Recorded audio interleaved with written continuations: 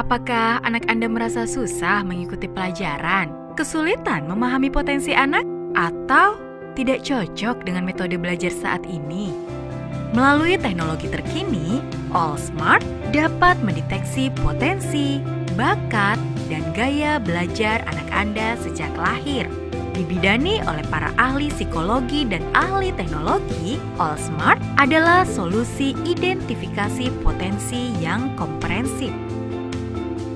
Anak saya mengikuti program AllSmart, terlihatlah potensi diri dari anak saya, sehingga kami pun dapat membantunya memilih minat dan bakat untuk kedepannya.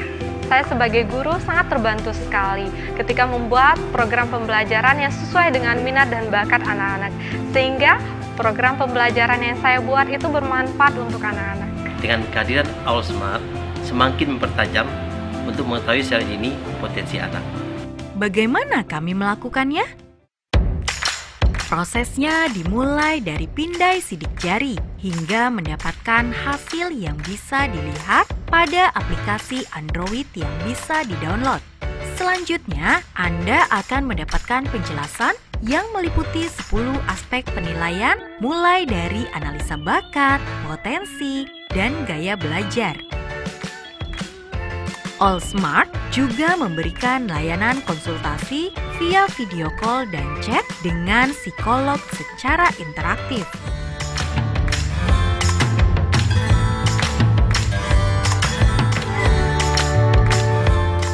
AllSmart, everyone is smart. Assalamualaikum warahmatullahi wabarakatuh. Wassalamu ala asrofil anbiya wal mursalin wa ala alihi wa sahbihi ajma'in. Terima kasih banyak para peserta yang sudah hadir. Ayah bunda, selamat siang. Terima kasih atas kehadirannya. Perkenalkan, saya Lala Skesti dari AllSmart cabang Bogor. Dalam Al-Quran surat Al-Isra ayat 84 menyatakan bahwa katakanlah tiap-tiap orang itu beramal menurut bakat dan pembawaannya masing-masing. Maka Tuhanmu lebih mengetahui orang yang lebih benar dan lebih tepat jalan yang ditempuhnya. Seorang motivator, trainer, juga penulis lagu, Dale Carnegie dari Amerika mengatakan bahwa setiap diri kita itu unik dan setiap diri kita itu spesial.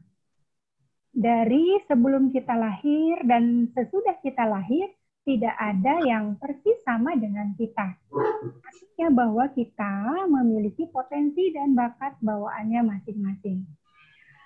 Irene Guntur dari IDF menyatakan bahwa 87% mahasiswa Indonesia sudah mengalami kesalahan di dalam mengambil jurusannya, sehingga tidak dihasilkan yang sesuai dengan yang diharapkan oleh mahasiswa tersebut.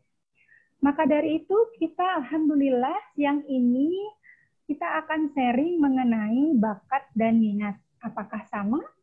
Nah, mari kita bahas lebih mendalam siang hari ini. Tema minat dan bakat ini selalu menarik, ya. Kapanpun dan dimanapun dibahas itu selalu menarik. Kenapa? Karena minat dan bakat ini menyangkut masa depan anak-anak kita, ya, menyangkut masa depan dan karir dari anak-anak kita. Dan juga mungkin juga ada beberapa dari kita yang sudah tidak muda lagi, tapi masih belum menemukan potensi terpendamnya. Nah, ini juga bisa digunakan. Nah, kita hari ini, siang ini akan fokus membahas apa itu perbedaan minat dan bakat. Karena sebagian dari kita, ya, para ayah bunda, antara minat dan bakat itu sama, begitu. Ya, ada yang mengatakan minat itu sama dengan bakat. Nah, nanti hari ini kita akan bahas apakah betul sama. Kalau bedanya di mana, begitu. Selain itu juga kita akan bahas bagaimana cara menstimulus bakat apabila sudah kita temukan, ya, dan bagaimana cara memotivasi anak-anak kita. Karena setiap orang ternyata, ya, hasil tes itu menyatakan bahwa setiap orang tuh dimotivasi dengan cara berbeda, tidak bisa dimotivasi dengan cara yang sama. Setiap orang memiliki basis motivasi yang berbeda. Oke, sebelum kita mulai, izinkan saya untuk membacakan aturan mainnya ya Ayah Bunda. Webinar hari ini akan dibagi menjadi 2 sesi. 1 jam akan ada pemaparan materi dari narasumber, dan 1 jam berikutnya akan ada sesi tanya jawab atau diskusi. Ya, selama webinar dimohon kerjasamanya untuk men-silent ya mikrofonnya atau mute. Nah, nanti jika ada pertanyaan maka silakan disampaikan melalui kolom chat atau tuliskan Ayah Bunda pertanyaannya dalam kolom chat dengan format nama _ pertanyaan. Ya, Insya Allah kami sudah mempersiapkan 3 hadiah berupa Lego yang dipersembahkan oleh RoboKit BCC. Terima kasih RoboKit atas hadiahnya. Oke, untuk mempersingkat waktu, mari kita persilahkan Ibu Lisa selaku narasumber. Beliau adalah seorang praktisi parenting, juga owner dari Persada School Academy atau Academic School ya, saya khawatir kembali. Nah, untuk lebih lengkapnya siapa tuh Ibu Lisa, nanti beliau akan sampaikan sendiri secara langsung kepada Ayah Bunda. Maka untuk mempersingkat waktu, saya persilahkan kepada Ibu Lisa. Silakan Ibu Lisa, waktu kami silakan dimulai. Ya. Terima kasih. Terima kasih kepada ibu-ibu semua. Ini ibu-ibu semua kayaknya ya. Tapi banyak juga yang saya kenal ini, ya. Udah di close ini sama panitia. Tadi saya mau siapa dulu. Beberapa yang saya kenal, ada Ibu Rima, Ibu Nani, ibu gurunya anak saya, kemudian Ibu Hana. Ini ibunya murid saya, Bu Tati. Wah, jauh dari Sukabumi, tetangga saya dan mantan murid juga Ibu Endang. Ya, kemudian Diana sahabat saya. Ibu Reni sahabat saya, mana lagi ya? Aduh, maaf ya kalau yang kelewat ya. Ini Ibu Fitri pasti lagi kerja, makanya dia close wajahnya. Siapa lagi? Ya, aduh maaf ya kalau yang tidak tersebut namanya. Oh, Ibu Kiki Aditya ini ibunya murid saya juga. Terima kasih semua atas kehadirannya. Oh, ada Wak saya dari Sukabumi, Bapak Asep. Apa kabar, Wak? Ya, mudah-mudahan hari ini penyampaian dari saya dapat menambah wawasan dan menambah bekal ilmu bagi ibu-ibu semua untuk dipraktekkan, baik untuk anaknya sendiri maupun anak didiknya. Ya, ini ada ibu guru rombongan yang dari Sukabumi ya, satu sekolah ya. Mudah-mudahan apa yang kita peroleh hari ini menjadi refreshing ya, refreshing dengan suasana pandemik ini yang cukup membosankan. Semoga ini menjadi sedikit refreshing dan pencerahan agar tidak monoton ya. Emang sekarang ini jadi seperti monoton karena memang kita harus di rumah saja sebaiknya. Demikian juga dengan anak-anak kita jaga agar di rumah saja. Baik, saya mulai. Assalamualaikum warahmatullahi wabarakatuh. Waalaikumsalam warahmatullahi wabarakatuh. Sebelumnya saya ucapkan terima kasih atas kehadiran semuanya, meluangkan waktu di siang hari ini. Ya, sebagai pembahasan hari ini sudah diketahui tentang minat dan bakat. Ya, saya akan share screen.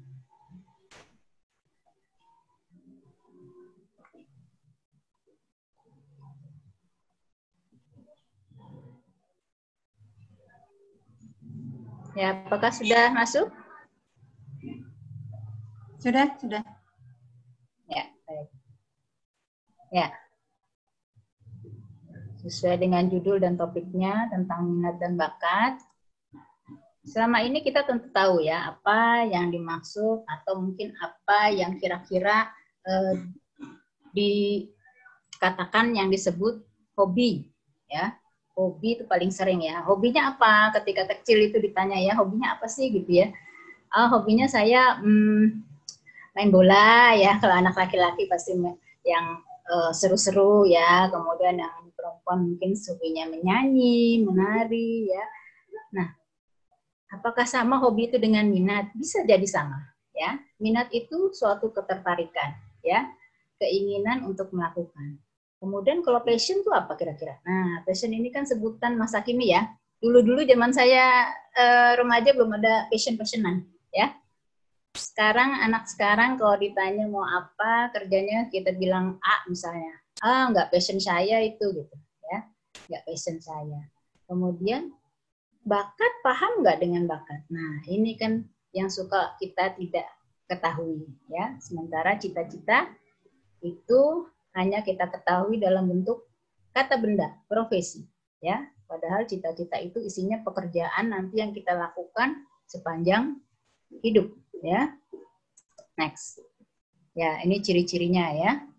Minat itu ketertarikan, ya. Kepo sekali dengan suatu hal, ya. Ingin sekali melakukannya dan meniru hal tersebut. Itu ciri-ciri minat. Jadi kalau untuk ibu yang punya anak di rumah, misalnya anak ini sudah minat, ya, di bidang masak-memasak lah misalnya, ya. Nah, itu berarti ibu jangan menghalangi. Paling tidak kita tidak kasih dia pisau, ya. Tapi silakan aja dia oseng-oseng, misalnya dengan kita jaga badannya tidak menyentuh kompor, gitu ya. Itu sudah menjadi minat bagi dia. Ya. Dulu anak saya yang pertama itu minatnya coret-coret tembok, ya. Jadi tembok di rumah saya itu yang tingginya sekepala dia, di ruang tamu itu penuh gambar dia. Tapi yang tingginya di atas badan dia itu bersih. Jadi kalau di rumah saya dulu waktu anak saya yang pertama masih kecil, itu ruang TV temboknya sepanjang ruang TV dari ujung ke ujung itu penuh gambar dia. Dan alhamdulillah saya dan suami sepakat biarin aja sampai puas. Pokoknya gampang lah nanti kalau udah dia bosen tinggal dicat, kayak gitu ya. Nah, kemudian dari itu sebagai salah satu contoh. Jadi kalau udah ada minat, usahakan biarin aja. Tapi ya jangan sampai minatnya yang merusak ya. Maksudnya misalnya minatnya lempar-lempar barang ya tidak boleh ya. Ya, maaf belum waktunya. Kemudian hobi tadi ya dilakukan berulang-ulang tanpa merasa pernah bosan. Ya, dia suka sekali melakukan itu karena dia actionnya with pleasure itu merasa bahagia, ya, merasa bahagia melakukan hal tersebut. Ya ini seperti saya tadi main piano, saya dari kecil memang suka sekali tangtung-tangtung di piano. Saya tidak tahu itu bakat atau apa, tapi alhamdulillah waktu itu ibu saya terus menyekolahkan saya ke sekolah musik. Jadi hobi saya yang suka tangtung-tangtung asal-asalan itu jadi terarah, ya. Dan kalau passion, nah ini tadi ya, passion itu sudah pasti minat, ya, ketertarikan. Di dalamnya itu ada gairah, ya. Do it with your adrenaline, ya. Terasa ada chemical body yang menyelimuti tubuh. Kemudian siap menderita dalam aktivitas tersebut. Nah, misalnya ini ada orang seneng banget ya naik gunung, panjat tebing gitu ya. Kalau dipikir-pikir, ini ngapain ini capek-capekin gitu ya, siang-siang gelantungan, berat lagi badannya gitu. Tapi dia karena dia passionnya di situ, dia siap menderita dalam aktivitas tersebut, ya. Nah, kemudian nah ini bakat. Bakat itu adalah a given from God atau anugerah, ya. Anugerah dari Tuhan. Bisa jadi itu warisan dari nenek moyang kita yang Allah tempelkan di kepala kita, di otak kita, di gen kita ketika kita dalam kandungan, ya. Jadi dalam kandungan itu sudah ada chipsnya ya. Chipsnya kita pinter apa nih, basicnya begitu. Sedangkan cita-cita adalah harapan untuk menjadi sesuatu ya. The future of goals. Ya. Nah, next. Jadi pilih mana nih? Hobi, cita-cita, atau minat atau passion gitu ya. Mungkin anak sekarang bingung ya. Ya, kalau kita mengarahkan anak kita juga, nak kira-kira nih nanti mau ambil bidang apa nih sekolahnya, atau mau cita-citanya jadi apa gitu ya. Kadang-kadang pertanyaan itu sulit untuk dirumuskan ke dalam satu kata yang dia mantap di bidang ini. Jadi memang itu sesuatu yang proses ya. Nah, katakanlah kita sudah punya cita-cita. Oke, saya udah punya cita-cita, ingin jadi dokter gitu ya. Nah, sekarang apakah itu sesuai dengan potensi dasar yang dimiliki? Kemudian apakah orang tua sanggup mendukung? Ya, misalnya sudah tahulah sekolah kedokteran mahalnya, alhamdulillah ya. Jadi harus siap dari segi keuangan. Kemudian profesi dokter itu apakah tahu yang dikerjakan apa? Nah, ini yang diarahkan ke si anak. Jadi anak kita harus tahu bukan hanya bajunya aja, kalau dokter bajunya keren gitu ya, putih, kemudian bawa stetoskop, mungkin dia suka gelantung gitu ya. Tapi kerjaannya harus berani sama darah, harus berani sama suntik menyuntik, harus berani memegang mayat, ya. Jadi seperti itu anak itu harus dijelaskan bahwa profesi ini atau cita-cita ini bukan sesuatu dalam bentuk kata benda, tetapi ada pekerjaan yang nanti merupakan sebuah aktivitas yang berkelanjutan. Ya. Jadi gimana? Kalau misalnya cita-citanya belum tahu, yuk coba kita cek kira-kira minat si anak ini apa. Hobinya apa atau passionnya apa, kira-kira ketemu nggak titik tengahnya? Alhamdulillah kalau bisa ketemu ya. Tapi kalau misalnya belum, nah ini yang perlu kita gali lagi. Dari semua itu, saya berharap ibu-ibu atau orang tua itu mau menggali bakat anak. Karena bakat ini tadi ya, merupakan anugerah karunia dari Tuhan yang sudah dispotkan ke dalam otak anak ketika dalam kandungan, berarti anak itu sudah Allah setting takdirnya untuk menjadi sesuatu.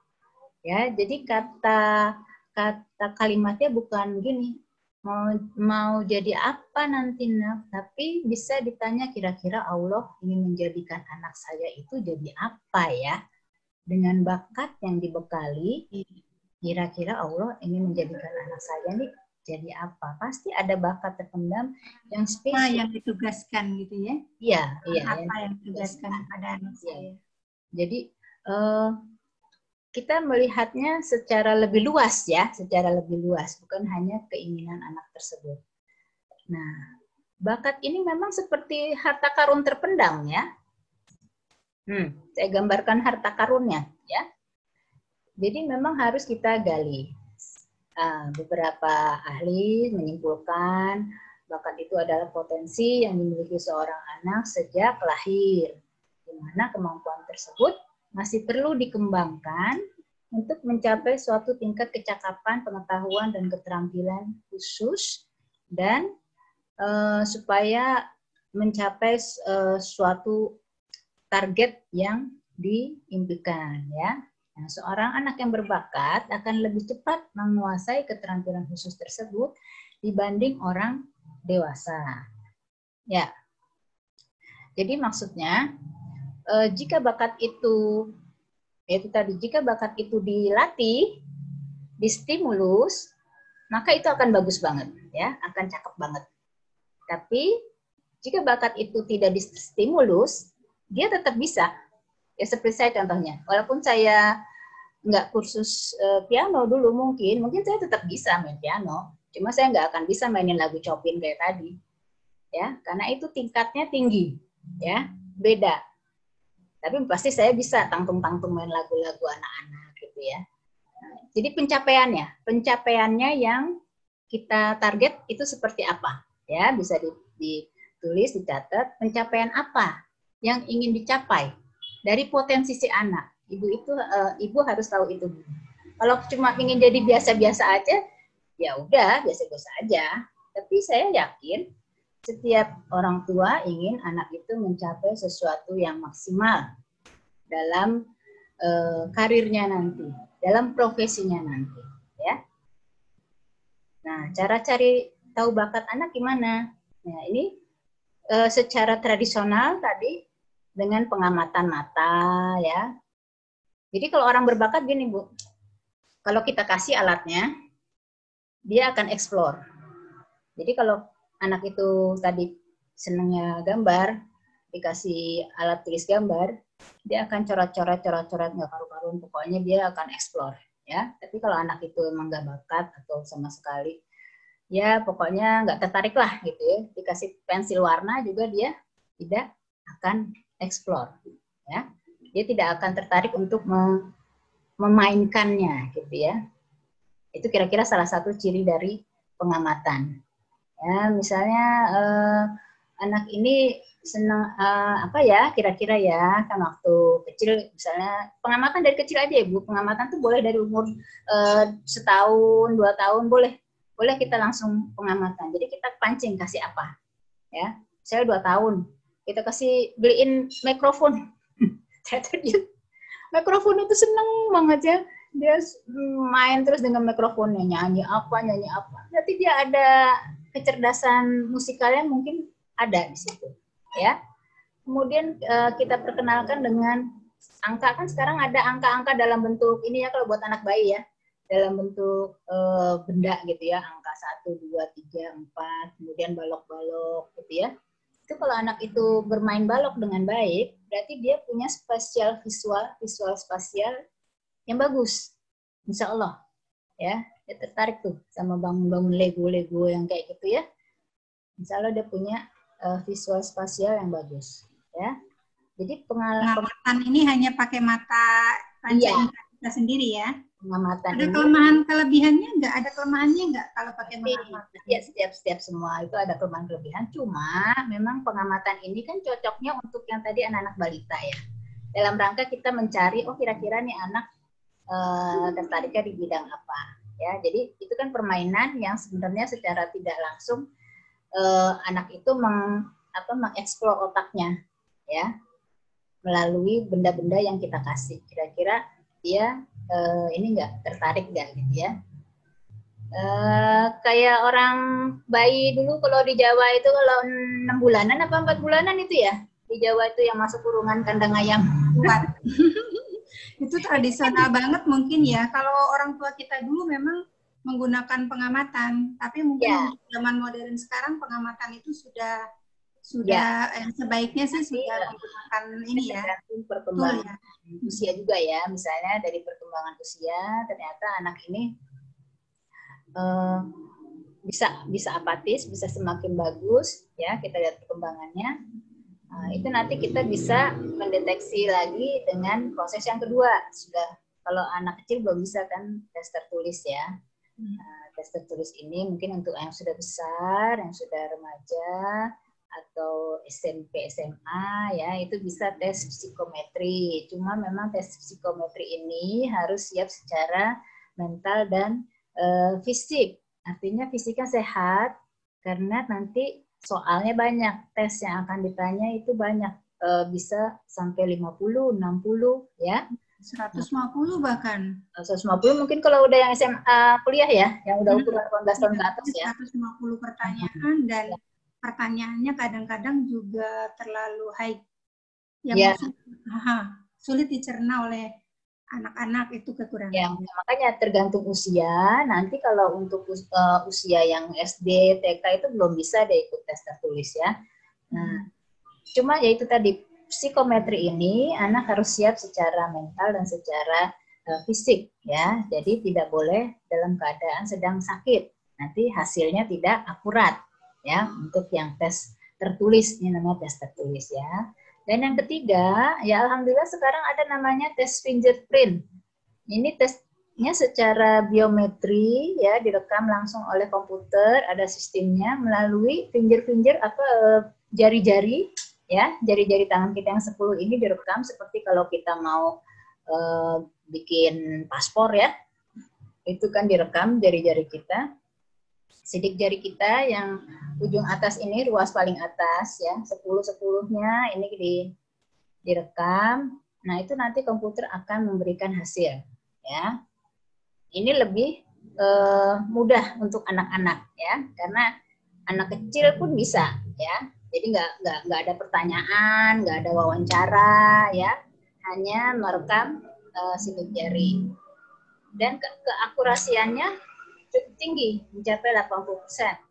Tetapi kalau misalnya ragu ya, boleh aja ya lah, ragu dengan hasilnya, itu kita bisa bikin dua pengamatan melalui tes fingerprint dengan tes tertulis atau tes fingerprint dengan pengamatan ya. Bisa bergabunglah, tidak harus satu yang kita lakukan. Cuma tadi yang tes tertulis ini yaitu tadi syaratnya harus sehat, dan tes tertulis ini sudah banyak ya di Google, di online. Ya. Tapi tujuannya berbeda kan, Bu Lisa ya. Kalau psikometri itu untuk mengetahui kondisi anak atau kondisi seseorang saat dites. Jadi hasilnya berubah. Kalau wawasan anak berubah, dia juga berubah, atau psikisnya juga berubah. Sedangkan kalau biometri itu bawaan lahir ya, Bu Lisa. Oh gitu ya. Jadi kalau biometri itu tidak berubah berdasarkan orientasi pikiran berarti ya. Pikiran dia ikutan. Ya, tapi kalau tes tertulis itu biasanya terpengaruh oleh pikiran nanti jawabannya begitu ya. Makanya tadi sangat bergantung kepada usia. Ya, nanti kita bahas lagi untuk bagaimana potensi bakat ini kita cari. Saya akan cerita dulu mengenai bakat. Apa itu bakat? Dan ada di mana? Ya, ini menurut Dr. Shigeo Haruyama, ya, bakat itu merupakan informasi dari leluhur, dari pendahulu kita yang tersimpannya sepertinya di otak kanan. Dari hasil risetnya dia mengatakan itu otak kanan kita menyimpan informasi dari pendahulu. Sementara otak kiri itu menyimpan informasi dari lahir sampai sekarang. Jadi dia itu membuat buku, bisa dicari nanti Keajaiban Otak Kanan, ya, di mana otak kanan ini menyimpan tadi informasi-informasi dari leluhur, ya. Nah, otak manusia sendiri sudah mulai tumbuh di dalam kandungan pada usia 16 hari, ya. Makanya di sini diperlukan gizi yang bagus untuk ibu hamil untuk mencapai tadi otak yang sempurna, ya. Dan di akhir trimester pertama otak, bayi itu mulai menerima informasi. Jadi bayi udah mulai mendengar itu apa istilahnya merasakan itu dari trimester pertama sudah ada respon walaupun sedikit ya. Karena otaknya sudah mulai tumbuh. Ya, di situ otaknya sudah mulai tumbuh. Kemudian perkembangan paling krusial adalah ketika memasuki trimester ketiga dalam kandungan ya. Nah, di situ diharapkan benar-benar ibu menjaga emosi ya, menjaga emosi ibu, kemudian juga asupannya harus baik karena anak itu sudah menerima, otaknya sudah tumbuh kembang dengan cukup pesat di usia tersebut. Nah, selanjutnya ketika lahir kita mengenal dengan golden age ya. Di situ anak sampai 5-6 tahun itu perkembangan otaknya mencapai 90% volume orang dewasa, ya. Jadi sayang kalau pada usia tersebut tidak kita stimulus, ya. Stimulusnya bagaimana? Karena masih anak-anak, tentu dengan permainan, ya. Bisa dengan permainan, bisa dengan membacakan buku cerita, bisa dengan mendengarkan musik, bermain musik, ya. Sama-sama main musik atau dia didengarkan musik, kemudian apa tadi buku cerita sudah, kemudian permainannya sebaiknya yang bentuknya fisik ya, jadi seperti Lego itu ya, itu bentuknya fisik bagus untuk anak-anak memancing atau menstimulus otaknya ya. Jadi di golden age itu sebisa mungkin ibu jangan didiemin aja otaknya, distimulus ya. Dengan bermain bola itu sudah menstimulus, dengan bermain lari-larian itu sudah menstimulus otak ya. Apalagi tadi ditambah dengan baca buku cerita dan dengan mendengarkan musik. Oh ya, saya mau cerita tentang anak saya nomor 2 ya. Itu ini ada bu gurunya nih. Itu ajaib itu anak saya. Nggak pernah saya ajarin baca. Tapi bisa baca sendiri. Ibu tahu nggak teknik endowment? Saya baca di Google ada teknik endowment. Itu dia pakai sistem kartu. Kartunya itu gambar kursi, bawahnya tulisan kursi. Gambar meja, bawahnya tulisan meja. Gambar mobil, bawahnya tulisan mobil. Di baliknya ada bahasa Inggrisnya. Dan itu menurut dia, lakukan ini ketika anak 6 bulan. Mulai 6 bulan lakukan. Jadi anak itu, si bayi itu kan tidak bisa bicara ya. Maksudnya tidak bisa mengeluarkan kata-kata ya. Tapi kita kasih tahu. Kursi, meja, mobil, apalagi yang ada sekitar rumah itu ya. Misalnya bola, ya, bola. Kotak. Itu kartunya tebal dan banyak sekali gambar-gambarnya ya. Itu saya praktekkan di anak saya nomor 2 itu. Jadi ketika saya netein ya, menyusui itu kan dia kadang tidak tidur ya. Ya udah saya kasih lihat aja sambil saya yang ngomong kursi, meja, saya kasih lihat. Dan ternyata itu benar terekam. Jadi teknik endowment itu nanti bisa dicari di Google, teknik endowment itu benar. Jadi anak itu merekam gambar. Ya, dan merekam kata-katanya. Nah, itu udah mulai bekerja tuh. Otak kanan, otak kiri. Otak kanan merekam gambar, otak kiri merekam nama bendanya. Ya. Ketika dia masuk waktu itu sebelum TK apa namanya? Playground ya. Jadi taman bermain. Itu anak saya sudah tahu nih kalau yang tulisannya sederhana. Lucu. Jadi saya waktu itu mobilnya Avanza. Setiap dia naik mobil, dia lihat Avanza. Dia bilang tulisan Avanza, tahu itu Avanza. Tapi kalau mobilnya Xenia, dia tidak bilang itu Avanza karena dia tahu itu bukan Avanza, itu Xenia. Terus saya bingung sendiri loh, dia anak kok bisa baca gitu. Rupanya dia menghafal bentuk. Jadi kalau Avanza kan tulisannya A, V gitu ya. Jadi umur 3-4 tahun itu udah bacanya lancar. Tapi ternyata dia nggak bisa baca. Itu menghafal bentuk. Jadi kalau misalnya kita kasih kalimat yang saya iseng aja, tulisannya misalnya krusial gitu, dia nggak bisa baca. Apa nih? Nggak pernah dengar kan? Nggak pernah ada di otaknya krusial gitu. Nggak pernah kan? Nggak ada gambarannya gitu. Oh, berarti dalam bawah sadarnya belum ada ya? Iya, nggak bisa. Terus akhirnya mulai yang dulu gurunya waktu TK itu dikira anak saya ikut calistung, dikira ikut kursus calistung, padahal enggak. Ya itulah hasil dari endowment itu.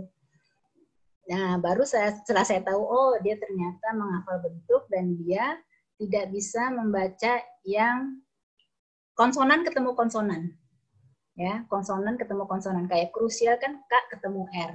Itu dia bingung baca. Baru saya ajarkan yang itu. Konsonan ketemu konsonan baru saya kasih tahu.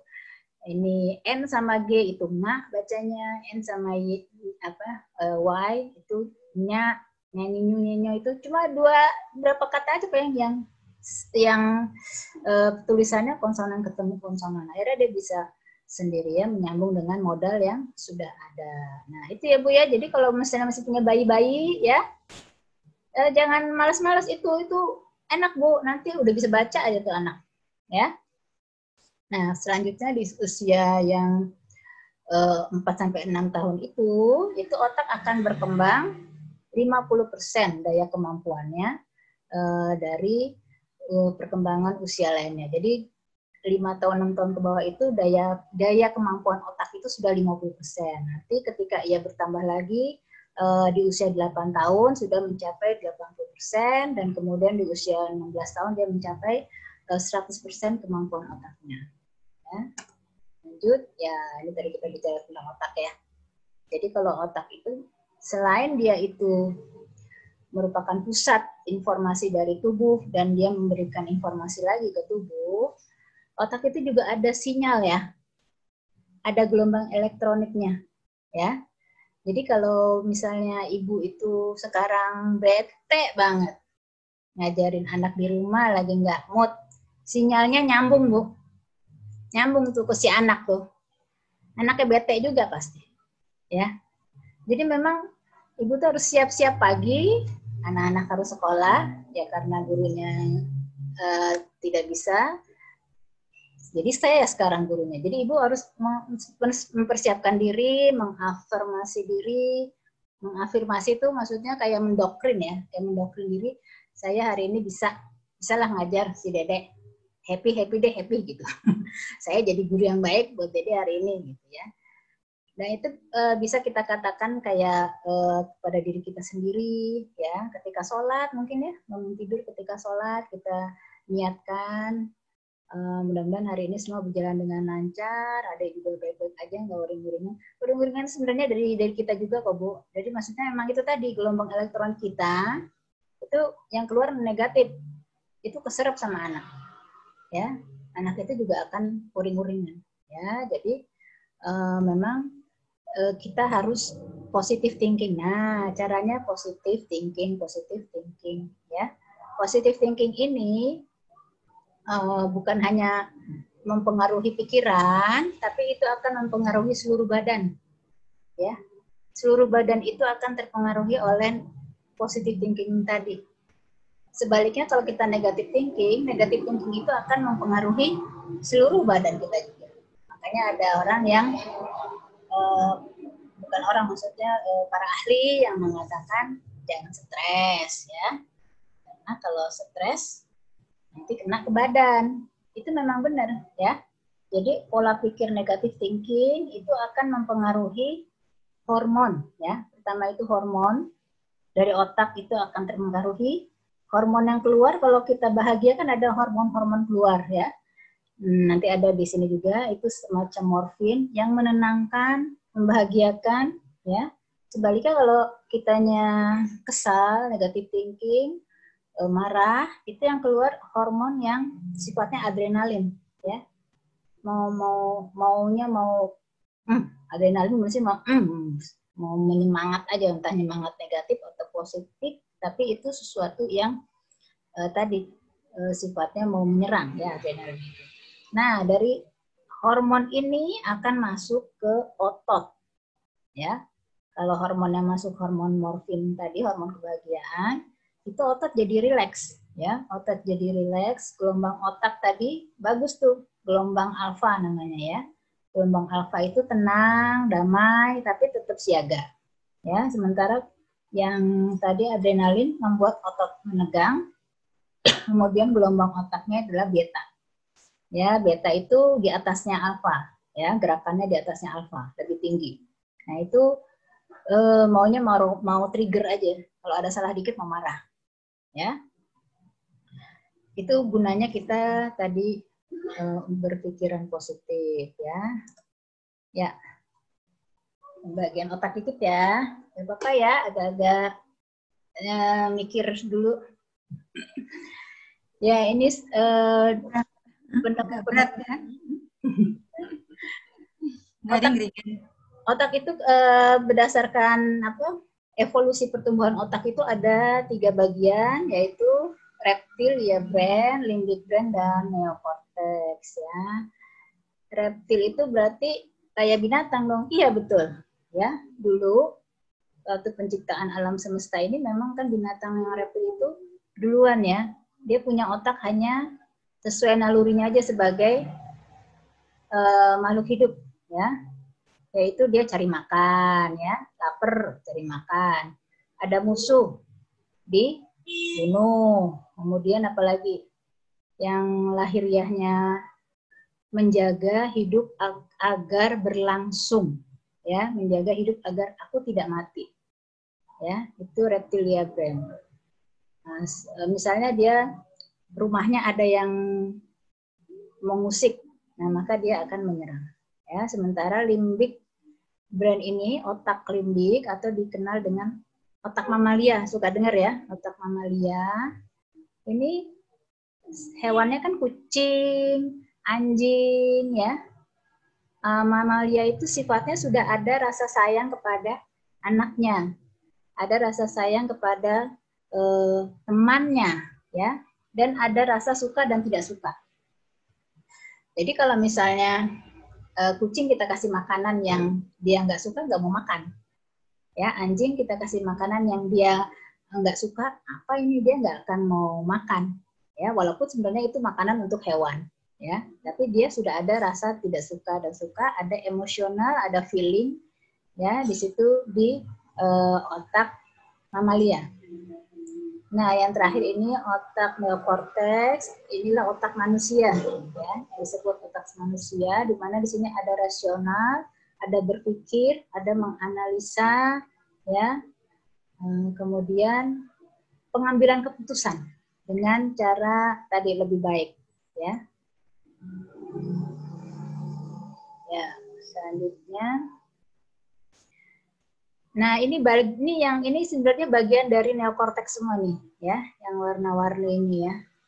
Jadi neokorteks itu ada 4 belahan katanya, menurut para ahli, ada frontal lobe, ada parietal lobe, ada temporal lobe, ada occipital lobe.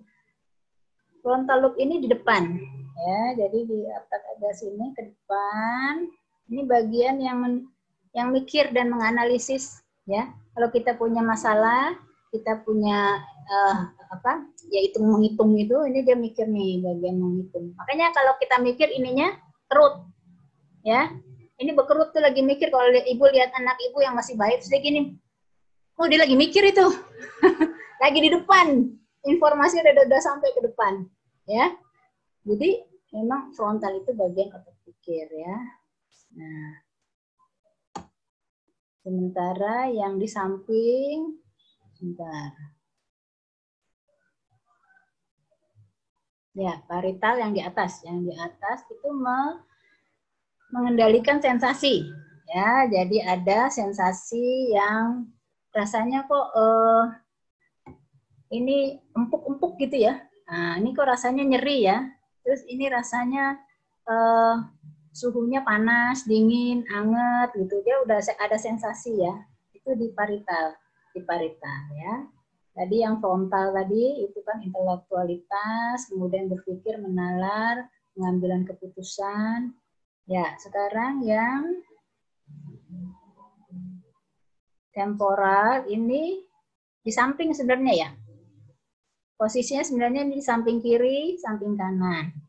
Ya. Ini mengendalikan indera pendengaran, ingatan, emosi, ya. Kemudian yang sebelah kirinya itu mengendalikan fungsi bicara. Ya, makanya nah ini fungsi bicara itu di temporal kiri. Makanya kita bicara nih ada di otak kiri. Jadi otak kiri itu dia mengeluarkan kata. Jadi kalau orang yang sedang ngomong kayak saya ini sedang berkata-kata itu otak kirinya lagi kerja. Ya. Kemudian yang terakhir ini occipital ini belakang ya, di atasnya otak kecil. Ini mengendalikan penglihatan. Jadi kalau anak ibu kejedut ya, kejedut belakang kena blok gitu. Atau kita sendirilah kena belakang, kita kan bangunnya gelap. Ya enggak? Bangunnya gelap itu keganggu tuh, karena kena occipitalnya. Ini kontrol mata ada di sini. Ya. Tadi yang ini tadi apa? Temporal ini pendengaran, yang sebelah kiri ada suara, berkata-kata, kemudian ada ingatan dan emosi. Nah, emosi ada di situ juga ya. Sementara yang parietal ini sensasi tadi, sensasi panas, dingin, nyeri, ya. Kemudian dia yang spasial, menganalisa bentuk-bentuk, ukuran, arah. Sementara yang frontal bagian mikir, analisis, pengambilan keputusan. Nah, dari Roger Sperry, ini ada yang namanya otak kiri, otak kanan. Mungkin ibu-ibu sudah pada tahu ya, ini umum ya. Otak kiri itu memegang bicara, ya, analitikal, logika, saintis, keilmuan atau ilmiah, ya. Kemudian sekuensial itu berurutan, literal itu bahasa ya, bahasa mengorganisasikan secara detail gitu. Ya, kemudian kalau yang kanan dia ada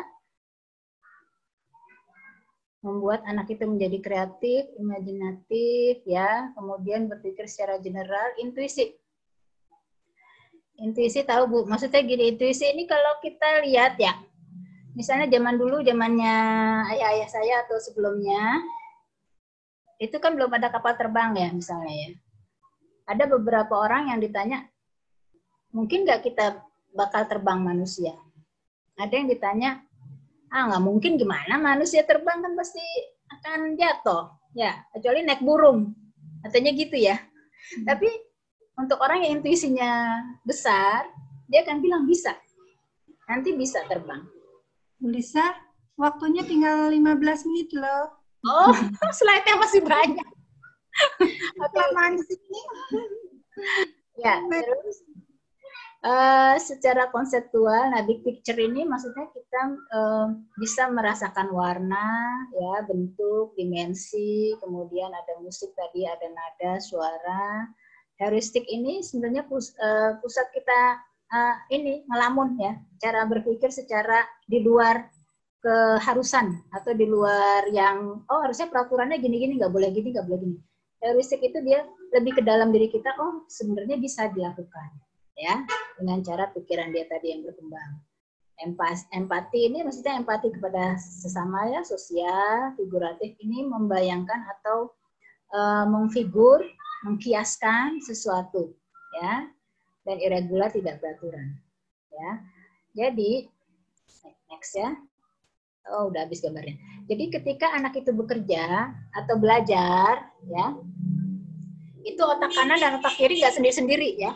Walaupun itu gambarnya terpisah, tapi tidak sendiri-sendiri. Ada namanya corpus callosum, itu jembatan, ya, jembatan yang menghubungkan otak kiri dan otak kanan, mengantarkan informasi dari kiri ke kanan dan dari kanan ke kiri. Jadi misalnya kita melihat benda, di bayangan otak kanan gitu kita tahu, itu burung, gitu, ya. Tapi yang bikin kita ngomong burung itu yang kiri. Karena berkata-kata itu bahasa literal ada di kiri. Dan ini pernah ada penelitiannya dari yang tadi, ya, si Perry tadi, dia memutus kolosum tadi, dia putus, dia ikat karena dia kan dokter itu mengatasi penyakit epilepsi. Jadi supaya epilepsinya tidak dari otak kiri nyambung ke kanan, gitu, ya, dia pikir diputus aja deh, gitu, ya, supaya epilepsinya ringan, gitu, ya, biar tidak terlalu berat efeknya, gitu, ya. Nah, ternyata dari pemutusan kolosumnya itu si orang itu tidak bisa mengatakan sesuatu. Jadi daya bicaranya menjadi turun, tapi dia paham. Jadi dia diberi, misalnya diperlihatkan gambar bola, ya, dia paham itu bola, atau yang lebih susah misalnya simpanse, dia paham itu simpanse, tapi dia nggak bisa ngomong apa, ya, kayak orang lupa, tapi tahu. Tapi nanti kalau misalnya kita kasih gambar ada elang, ada rabbit, ada simpanse, ada beruang, kita bilang yang tadi yang saya kasih yang mana gambarnya? Yang ini, dia akan tunjuk simpanse. Tapi karena nggak nyambung otak kiri otak kanannya, jadi tidak bisa tersebut, ya. Jadi prinsip dari kerja otak ini adalah mereka harus berkesinambungan, ya, harus mengalir, ya. Dan di sini di otak yang temporal ini kan ada emosi, ya, di limbik ini ada emosi. Jadi katanya kalau misalnya kita belajar dalam keadaan emosi yang tidak mendukung, ini mengkeret ini, ya, mengkeret. Sementara aliran harus ke sini, kan? Aliran harus ke atas, ya. Jadi lambat kayak anaknya kayak nggak ngerti-ngerti, ya. Padahal dia terperangkap di sini, dia lagi bete, dia nggak nyambung ke sininya, gitu.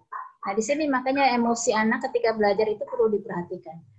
Dan ketika anak itu mempelajari suatu hal dengan emosi bahagia, itu kerekamnya lebih lama, keingetnya kerekam di otaknya lebih lama, karena dia tadi didukung oleh otak yang sempurna tadi, ya.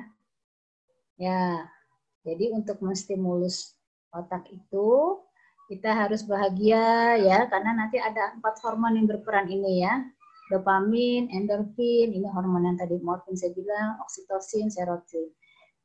Semua ini membuat otak menjadi rileks. Rileks tadi dalam kondisi alfa tadi, gelombang alfa, siap menerima informasi dan menyimpannya dengan baik. Kemudian cara stimulus yang kedua tentu dengan gizi. Gizi yang menyehatkan otak itu, ya, Bu, vitamin A, vitamin C, vitamin E, vitamin B, vitamin B12. Kemudian tinggi protein, rendah kalori. Atau hindari makanan yang menyumbat pembuluh darah, ya. Hindari makanan yang menyumbat pembuluh darah, yaitu lemak-lemak kolesterol tentu, ya.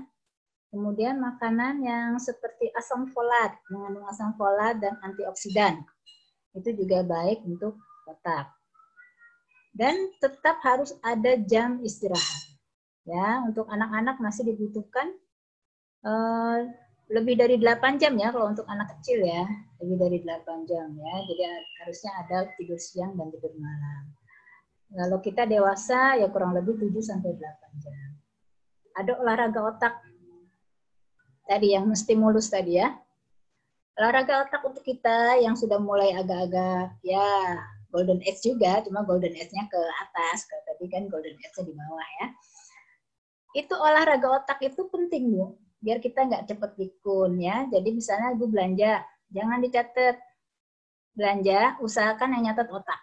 Belanjaan yang mau dibeli, jangan pakai kertas. Kemudian mencoba berbagai resep masakan. Kemudian dengan permainan tadi yang kita dulu ada TTS ya, permainan TTS, puzzle.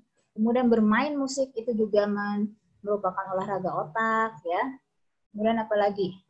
Ibu berjalan, misalnya mau ke tempat kerja Ibu, misalnya ya jalan naik motor atau jalan kaki, pulangnya katanya jangan lewat yang sama, biar agak mikir dulu, ya. Jadi berangkat jalan lain, pulang jalan lain. Nah itu menstimulus kerja otak, gitu ya. Dan yang terakhir ini meditasi. Meditasi kalau kita ya sholat, ya. Sholat itu meditasi ya, fokus internal diri dengan Tuhan ya. Jadi ini penting terutama di pagi dan malam hari ya. Ya, balik tadi ke pengamatan. Pengamatan saya kira tidak usah terlalu panjang lebar ya, yang jelas kita harus menyediakan atau menyediakan waktu ya untuk observasi ya. Di situ observasi berarti melihat dan berpikir. Ya, gunakan imajinasi, ya, cari yang sesuai dengan minat. Nah, di sini bedanya melihat sama mengamati. Bedanya melihat dengan mengamati ya tentu aja. Kalau mengamati harus ada niat. Emang mau ngamatin bukan hanya lihat-lihat ya. Kalau lihat-lihat kita belanja ya. Ya, jadi mau lihat-lihat ya. Nah, kalau ini mencoba memahami, ya. Dan apa saja yang dilihat atau yang diamati, ya, bisa karakteristik, interaksi, perilaku, rutinitas, bentuk-bentuknya. Bagaimana begitu ya? Ya, saya kira bisa next. Nah, aduh kok rasanya dari pengamatan belum ketemu ya. Nah, tadi kan ada cara 2, ada cara 3. Jadi cara pertama pengamatan, cara 2 bisa dengan tes psikometrik atau dengan yang ketiga biometrik. Nah, masuk kepada jenis bakat. Ya, bakat itu sendiri sebenarnya ada macam-macam. Dari perkembangan ilmu saat ini itu bakat dibagi ke dalam 8 kuadran ya.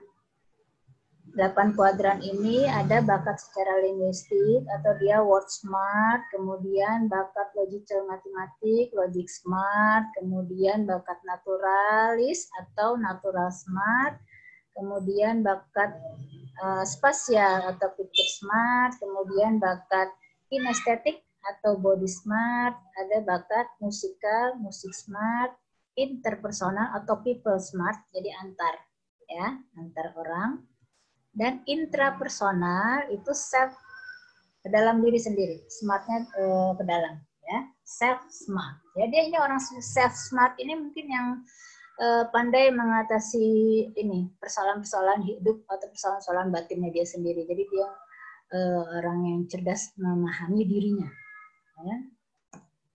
Lanjut, nah ini yang tadi ya, sama ya, itu merupakan sebenarnya multiple intelligence yang ditemukan oleh Howard Gardner. Jadi ada 8 dan semuanya ini bisa dideteksi melalui tes SMART yang ketiga, ya, tes SMART yang ketiga atau tes bakat yang ketiga. Nah, kira-kira hasilnya seperti ini.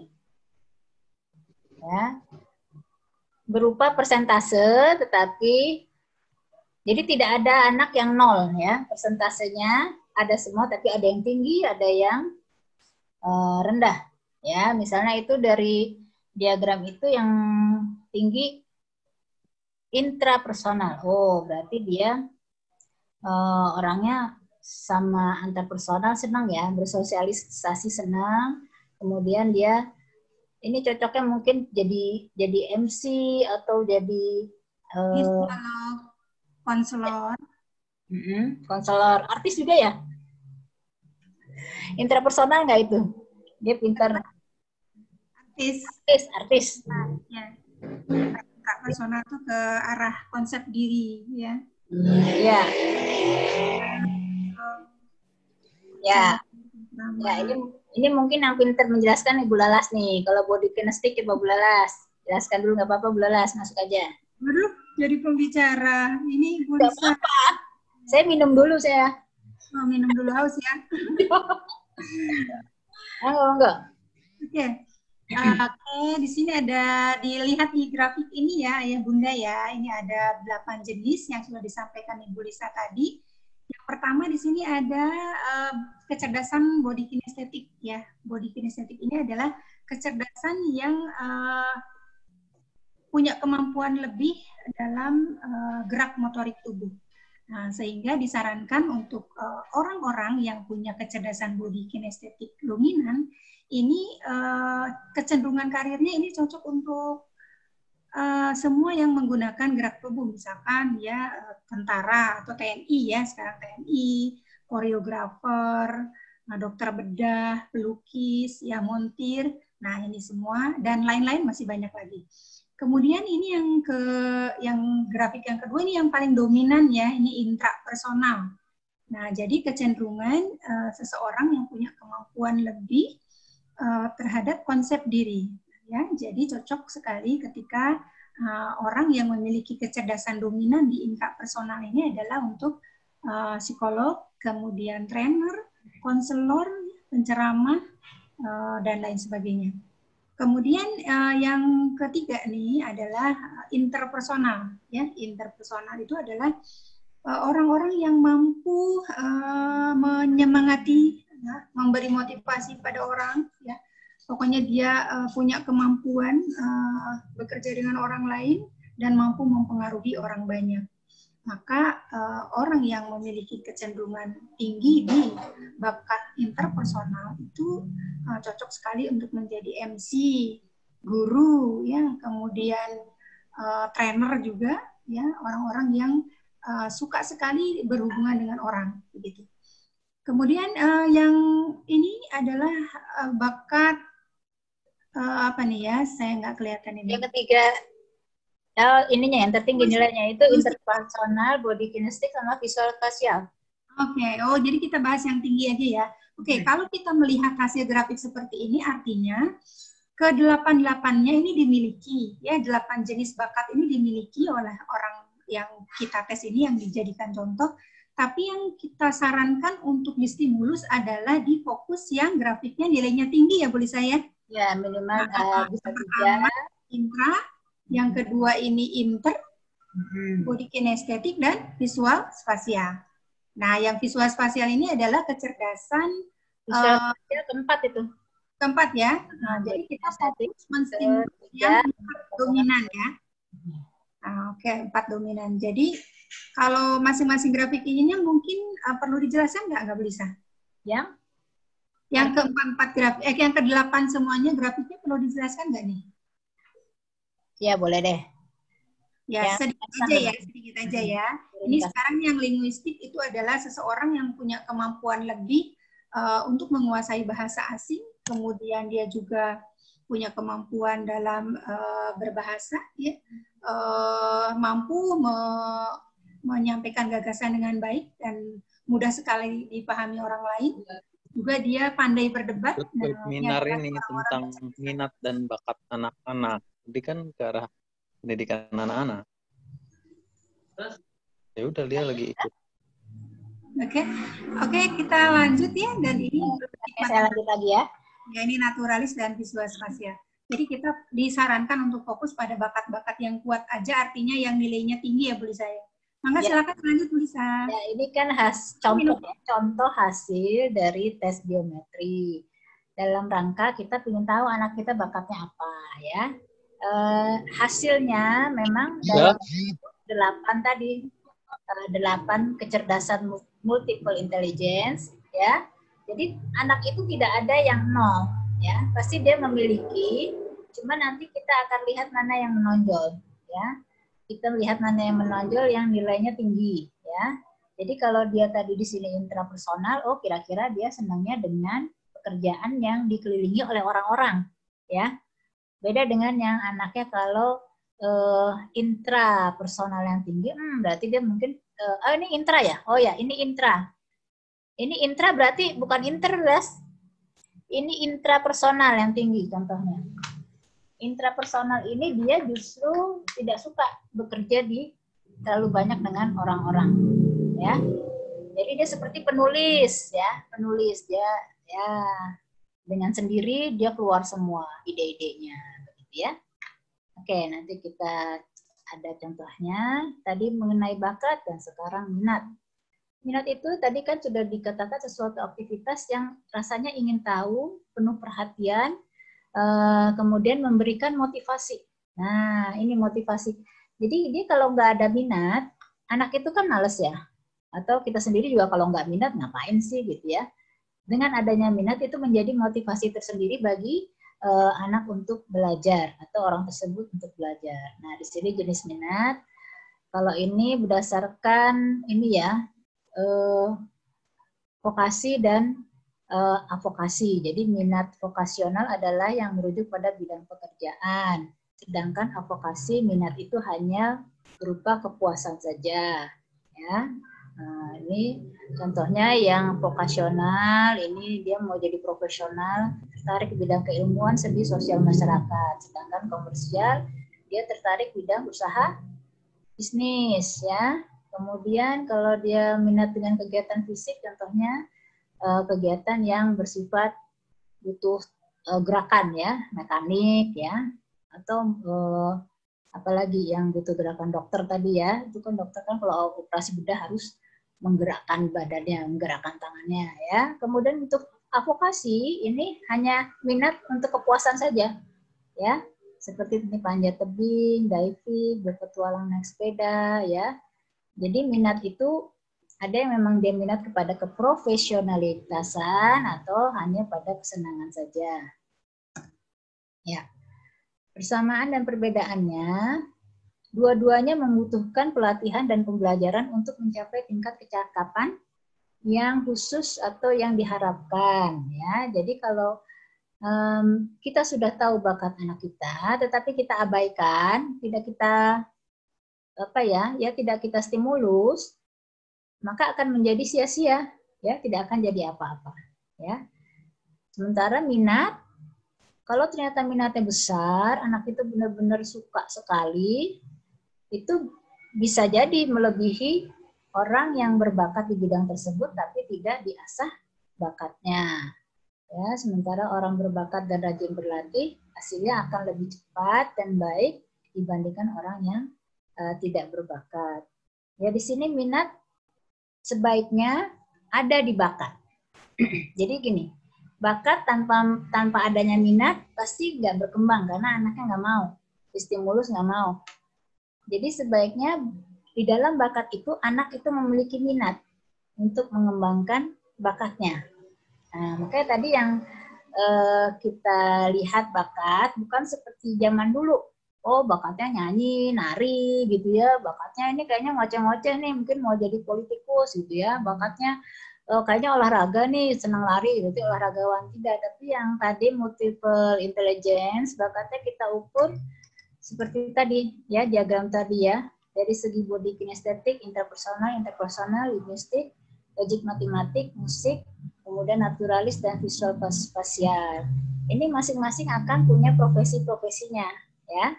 Nah, anak itu kan pasti perpaduan ya, perpaduan dengan yang 8 ini. Kita ambil misalnya 4 tertinggi atau 3 tertinggi, nanti sesuaikan dengan dia punya minat.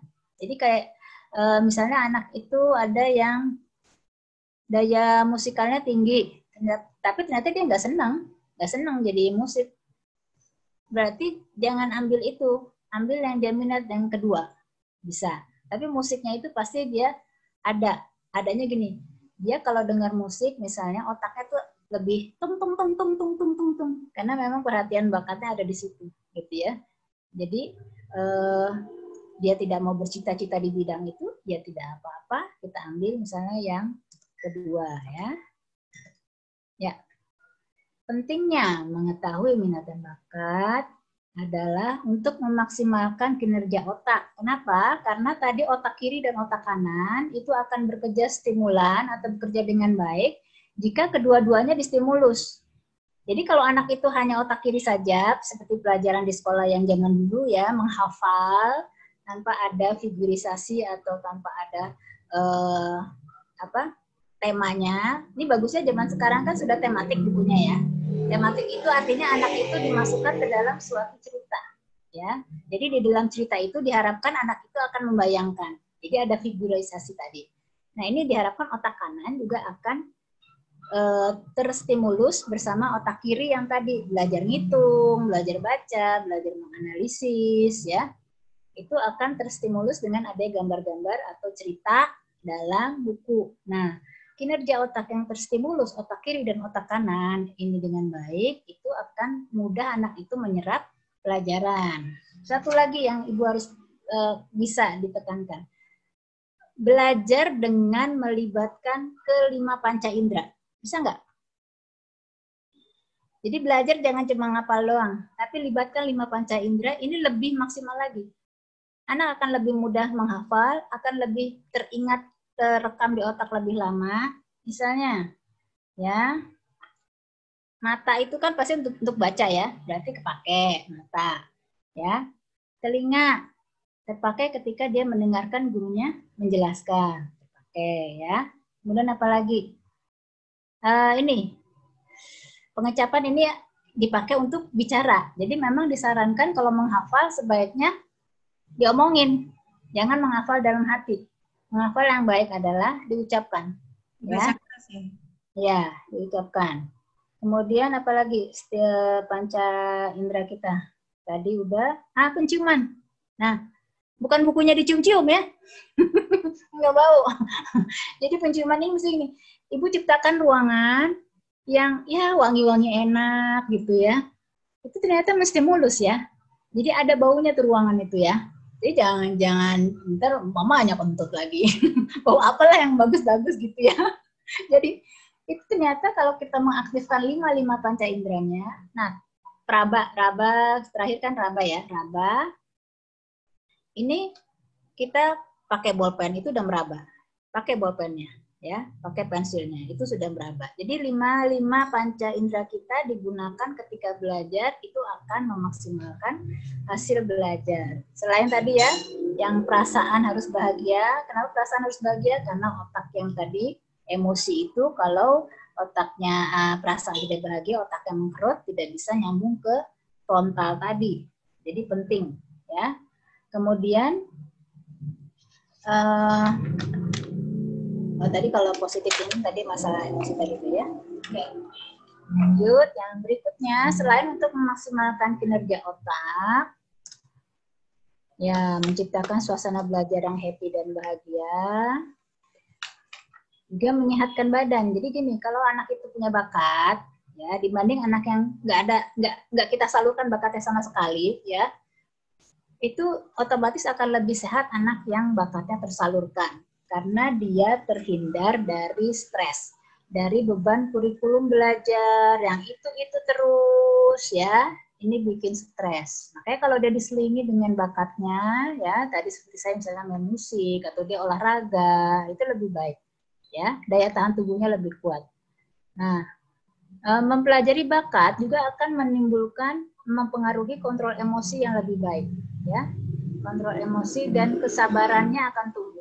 Ya, seperti orang yang belajar menggambar. Dia kan berusaha fokus ya. Di dalam fokus itu kontrol emosinya terbina ya, terkontrol.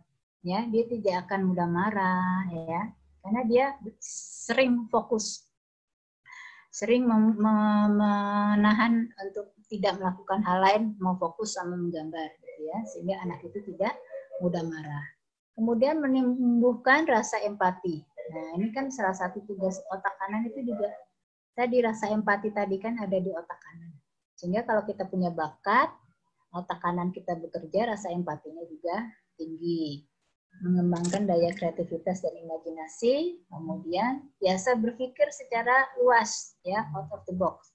Kemudian mengembangkan daya intuisi tadi, mengembangkan wawasan, dan meningkatkan AI. Adversity question ini jarang dibicarakan ya. Adversity question ini adalah kecerdasan dalam menghadapi masalah-masalah hidup. Ya, jadi anak itu jangan hanya kecerdasan intelektual saja, ya. Tapi bagaimana dia menghadapi masalah hidup, itu namanya adversity, daya tahan, ya, tidak mudah putus asa, tidak mudah menyerah. Itu akan terlatih kalau otak kanannya juga bekerja dengan maksimal, ya. Nah, tentu saja meningkatkan self confidence, ya. Ini saya banget ini. Ini saya banget waktu dulu ya, saya masih kecil itu SD, saya orangnya nggak berani ngomong, boro-boro kayak gini ya. Saya tuh pendiam ya, kalau disuruh nyanyi depan kelas nggak ada suaranya. Ya, begitu saya dilesin musik sama ibu saya les piano itu umur kelas 4 SD ya, kelas 4 SD. Ini meningkat ya. Langsung, saya SMP jadi ketua OSIS. Itu ada teman SMP saya tuh di situ tuh. Tadi datang ya, Fitri, apa kabar? Jadi kalau anak ibu sekarang masih pemalu, ya cari bakatnya. Ya, sekarang masih introvert, ya, susah ketemu orang, cari bakatnya. Ya, kembangkan bakatnya. Itu benar-benar mempengaruhi karakter kita. Ya, benar-benar mempengaruhi karakter anak tumbuh kembang. Kemudian minat bakat yang terlatih itu bisa menjadi second income. Nanti kalau dia besar ya ini saya juga nih, ya. Saya kan nggak boleh kerja di kantoran nih mas suami. Ya udah ngajar piano aja, ya. Bikin sekolah kursus, ya. Jadi itu bisa menjadi alternatif kita di masa mendatang. Yaitu tadi kalau ada masalah kita nggak putus asa, kita kreatif, mau ngapain ya? Aku ngapain ya? Yang bisa kerjain di rumah apa ya? Gitu. Kita kreatif karena kita punya otak kanan yang bagus, ya. Dan minat dan bakat yang diasah akan menjadi sebuah kecerdasan yang luar biasa bagi anak. Ya, ini cara menstimulus minat dan bakat. Ya, pertama dengan training imagination. Ini seperti afirmasi tadi, ya. Jadi kalau dia ingin jadi dokter, dia sudah niat banget jadi dokter, afirmasi aja, bayangin aja dia seorang dokter. Emang dia ketemu orang, mau memeriksa pasien, itu afirmasi bahwa dia seorang dokter. Nah, kalau misalnya dia bakatnya tadi di bidang yang perlu keterampilan menggambar atau tadi musik, maka harus latihan ya. Jadi semua itu harus diasah melalui praktis, ya. Kemudian look for others, maksudnya lihat yang lain, berguru juga, berguru kepada yang kompeten, ya.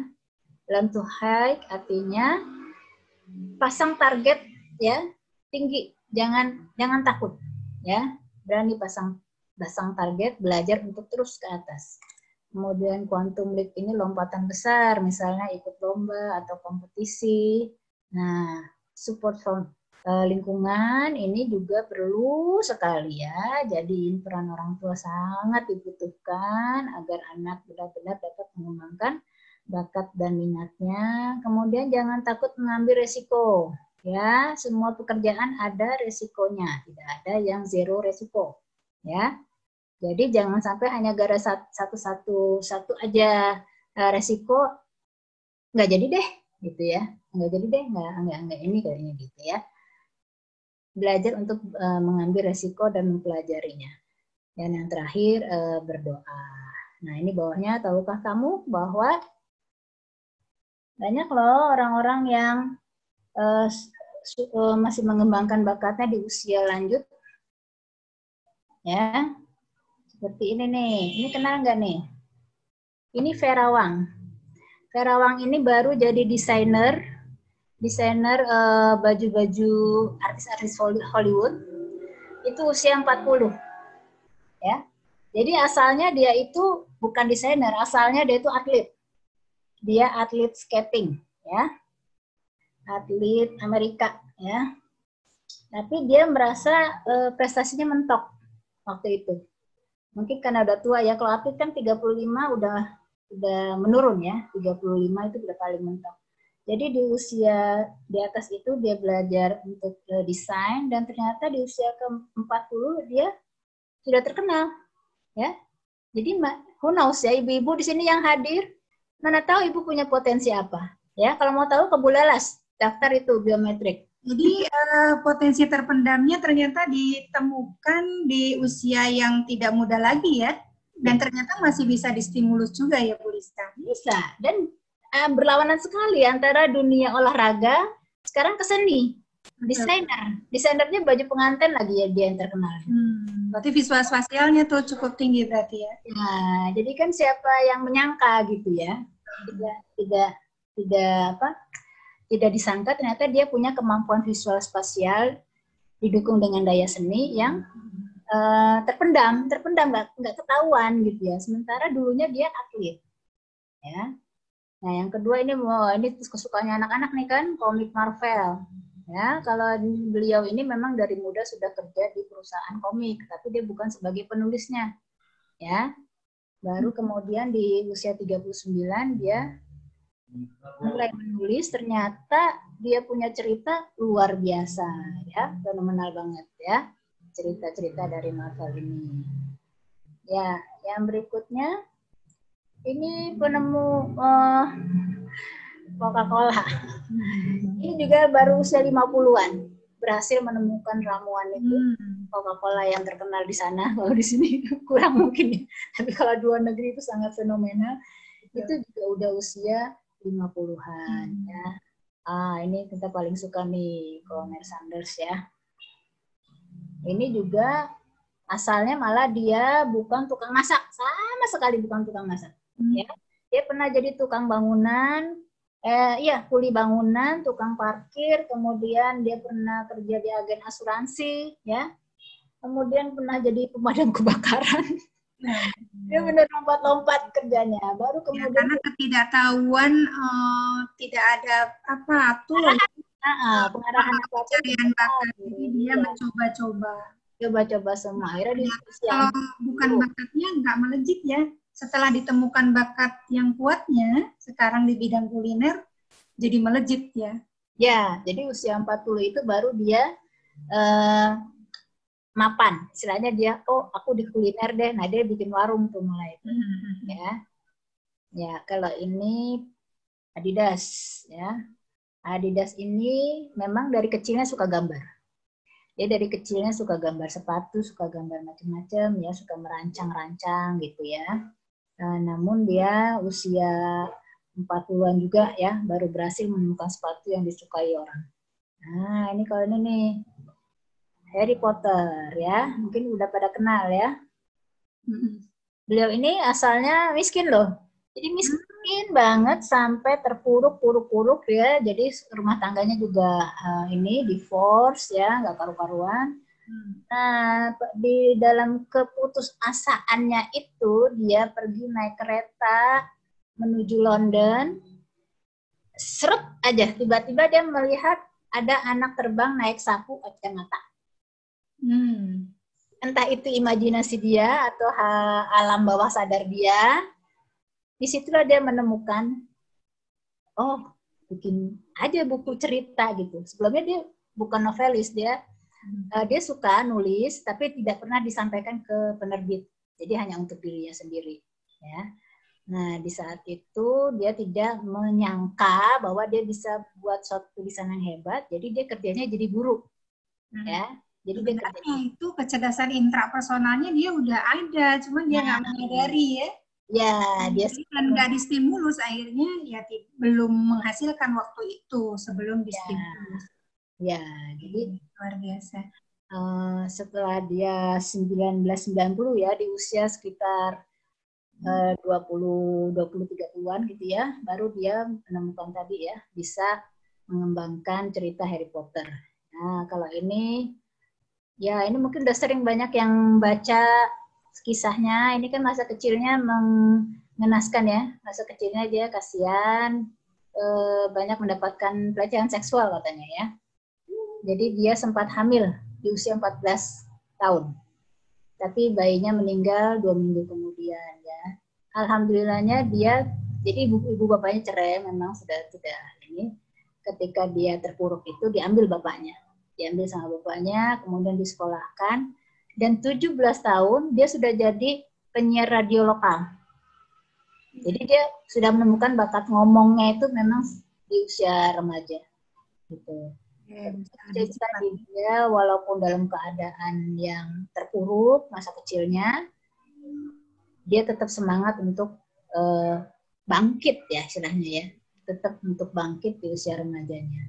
Kalau dilihat dari cerita yang 7 orang tadi ya, semakin cepat ditemukan bakat dominannya, semakin cepat suksesnya ya, Bu Lisa. Iya. Lihat dari cerita-cerita yang.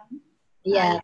Ini kan dia 17 tahun aja udah jadi penyiar radio ya, karena memang katanya dia pandai bicara, emang dia linguistik banget nih si Oprah ini ya.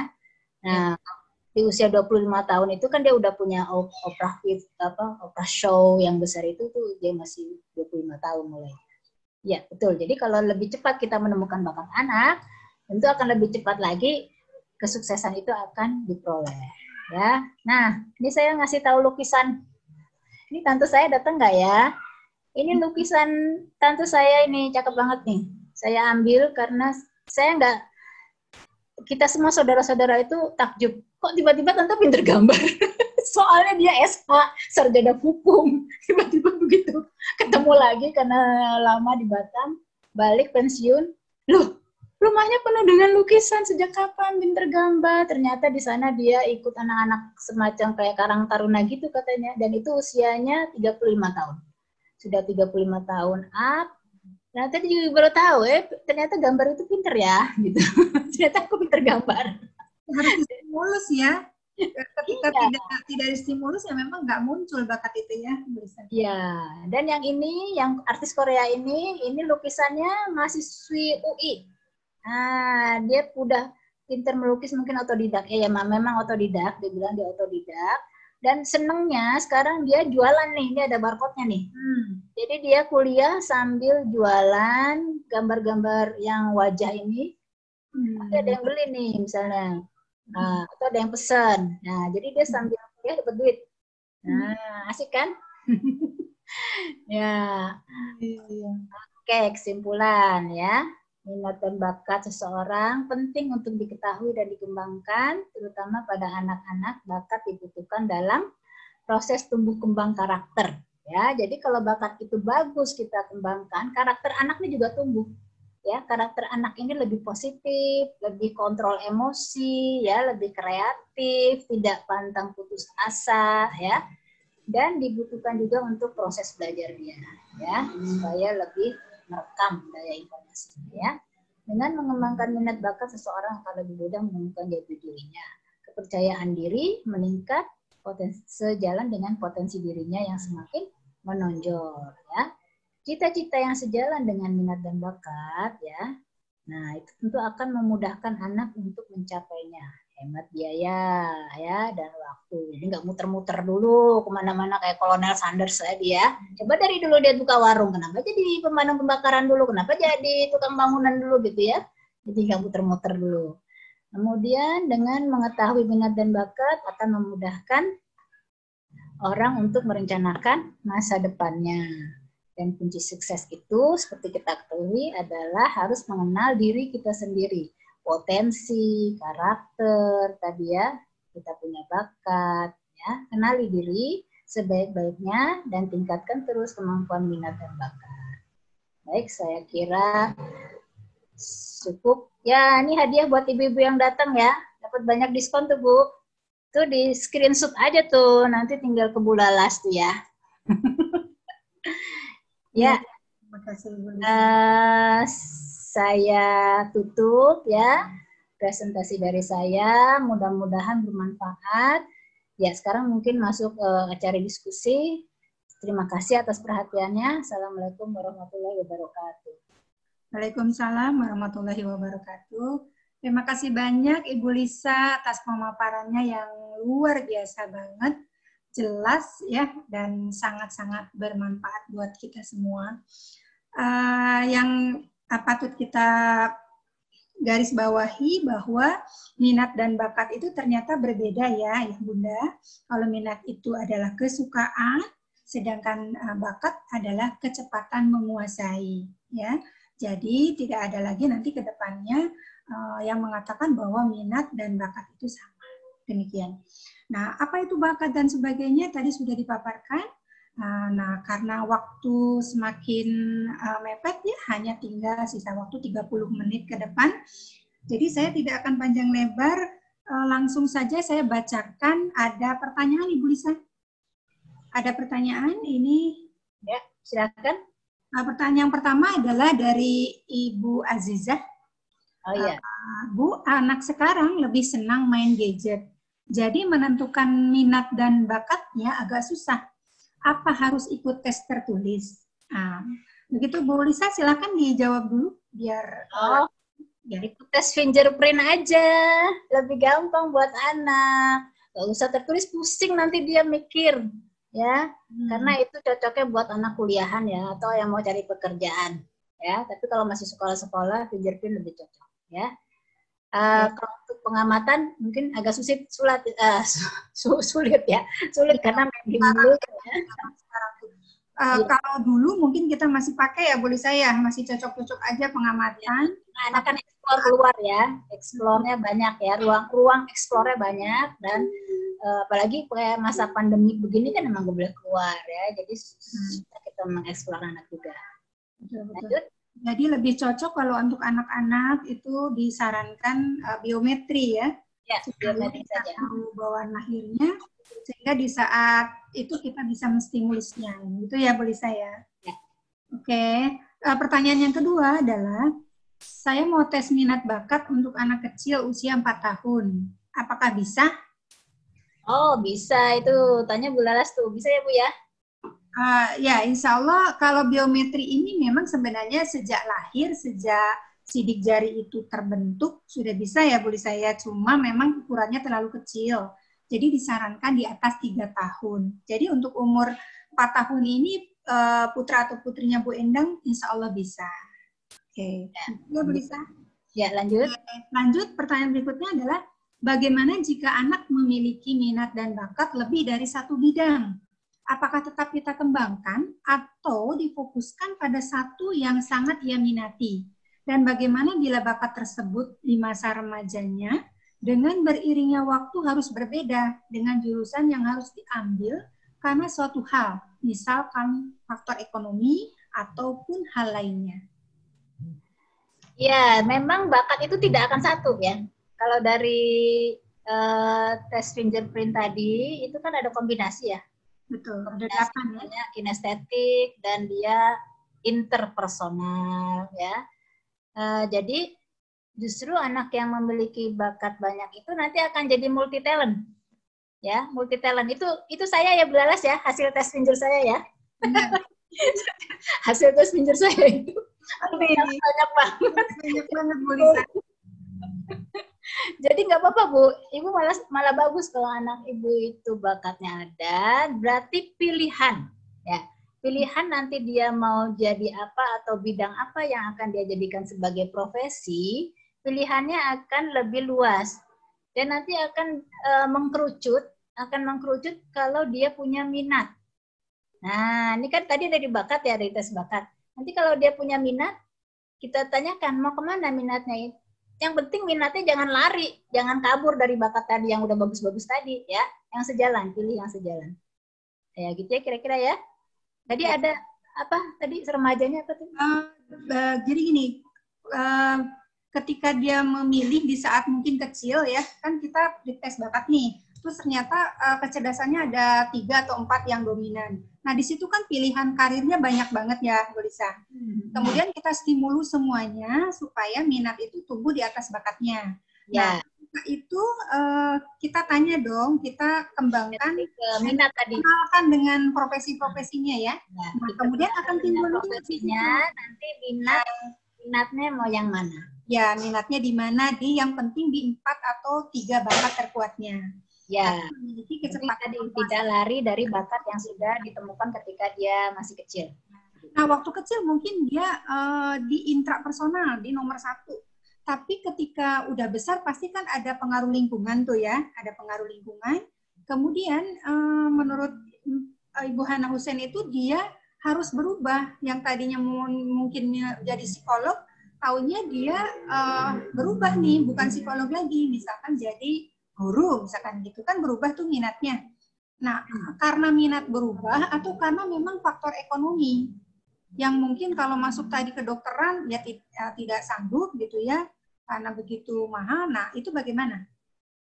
Ya, jadi memang kalau untuk pemilihan profesi nanti setelah dia dewasa itu harus didukung dari lingkungan, dari orang tua ya, seberapa jauh dapat mendukung ya atau memfasilitasi ya, memfasilitasinya.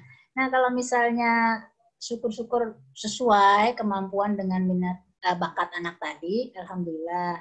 Nah, kalau misalnya tidak, ya itu tadi kita pilih yang pilihan keduanya, misalnya dari dia punya bakat, urutan bakatnya ya, dari urutan ya, dari urutan bakatnya, yang secondnya apa, yang ketiganya apa, cari kombinasinya ya. Dari kombinasinya itu akan terlihat pilihan-pilihan bidang studi atau bidang profesi yang cocok, gitu ya.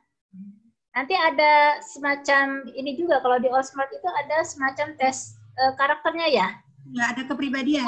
Kepribadian, ada MBTI-nya. Karena kalau Allsmart ada 10 aspek ya, bukan hanya multiple intelligence tadi, tapi juga ada kepribadian, ada daya belajar, daya respon anak, dan sebagainya. Karena masih banyak banget sih hal-hal yang belum kita bahas.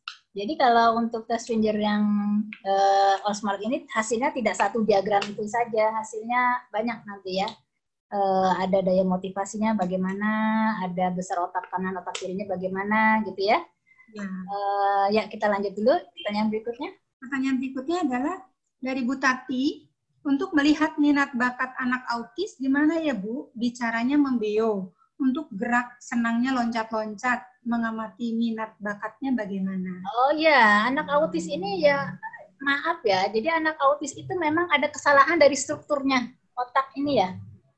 Jadi memang ada yang besaran yang harusnya tidak boleh besar, dia besar. Ada besaran yang harusnya volume bagian ini tidak boleh sebesar itu, dia besar. Jadi memang kalau itu kan autis itu memang dari struktur otaknya. Ya, memang agak berbeda dengan yang normal ya. Saya menangani beberapa anak autis dari homeschooling itu explore ya Bu. Jadi dieksplor, misalnya dia katanya senang drum, jadi dia ikut les drum. Terus berubah, aku mau les piano, ya udah les piano. Berubah lagi, sekarang les bahasa Arab, ya udah. Jadi emang explore. Begitu ya, karena memang minat kan berubah-ubah ya. Tapi nanti didukung sama tes sidik jari tadi juga bisa.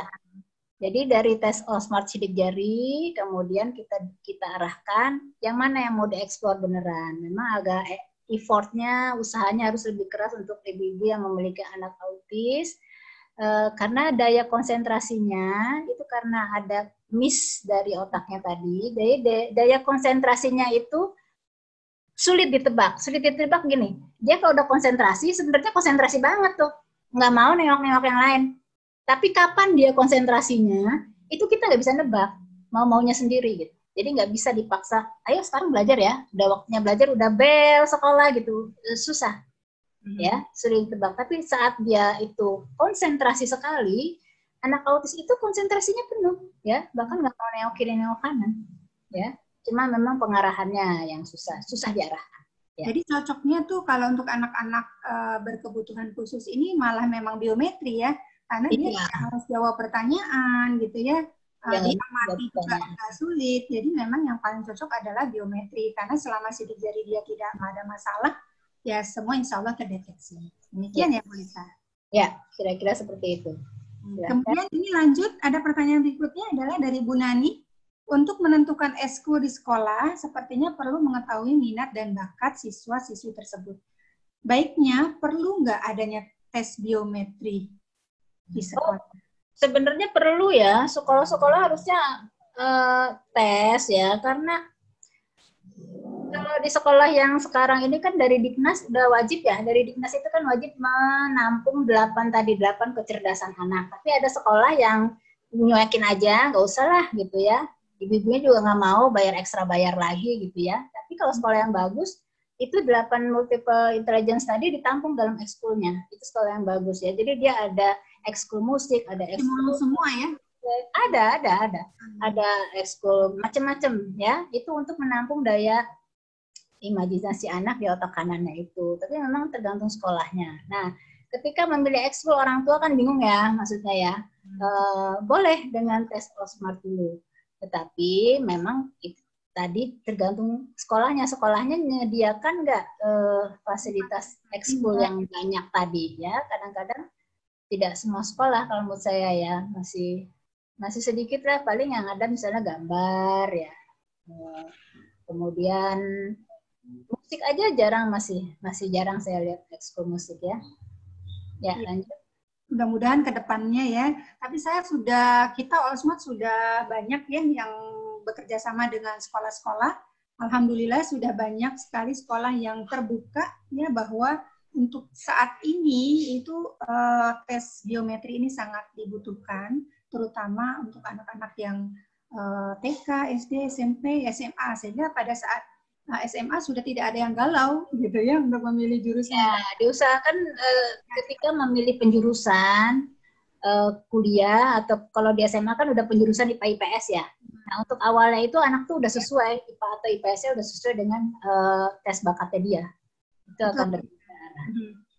Kita banyak sekali menangani anak-anak SMA kelas 11-12 ini galau, dan bahkan ada yang keluar dari SMA tadi masih juga tidak tahu harus kemana.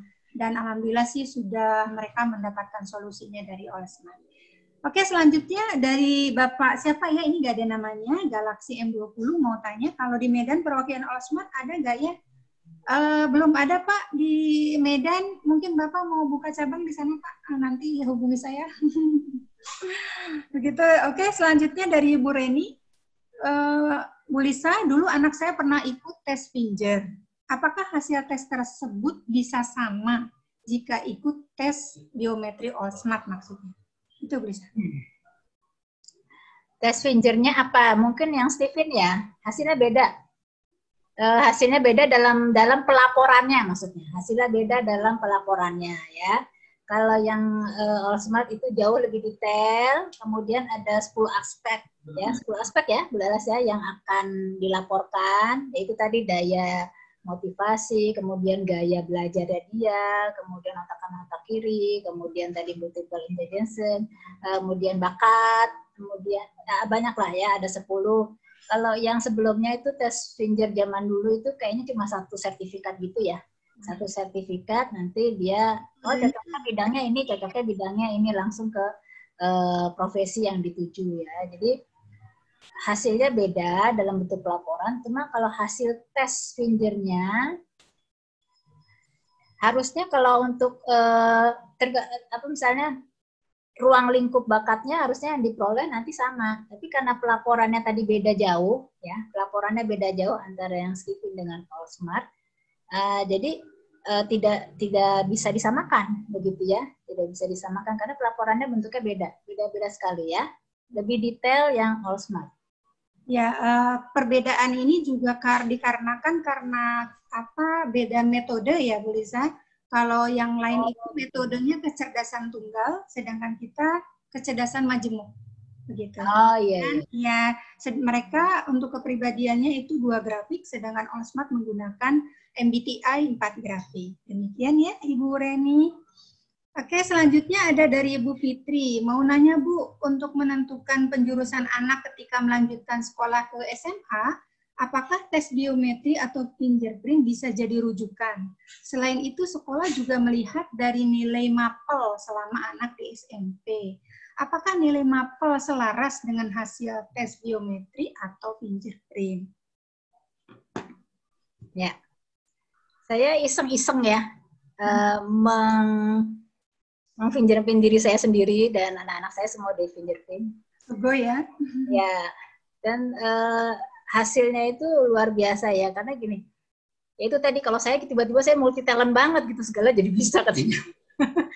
Karena saya ada grafik-grafik yang semuanya di titik tengah. Grafik-grafik titik tengah, jadi tidak ke atas, tidak ke bawah. Kemudian kalau anak saya yang pertama itu, sekolahnya kan sudah masuk IPB ya. Waktu itu dia sudah masuk, sudah lulus ya? Sudah lulus belum ya? Belum. Teknik pangan. Belum. Udah kan saya bilang anak saya kumlot las, saya bilang gitu. Kumlot ya, iya betul. Oh iya, udah kumlot waktu itu. Ada lulus. Anak saya iya. kumlot, tapi fingerprintnya dia linguistiknya tinggi. Ya, sama interpersonal tinggi. Berarti ketiga ya. Interpersonal tinggi, kinestetik sama tadi apa? Linguistik, interpersonal. Jadi dia memang orangnya seneng gaul banget. Pokoknya, wah dia organisatoris banget lah. Semua organisasi diikutin selama di kampus ya. Kemudian dia orangnya memang leadership-nya tinggi ya. Jadi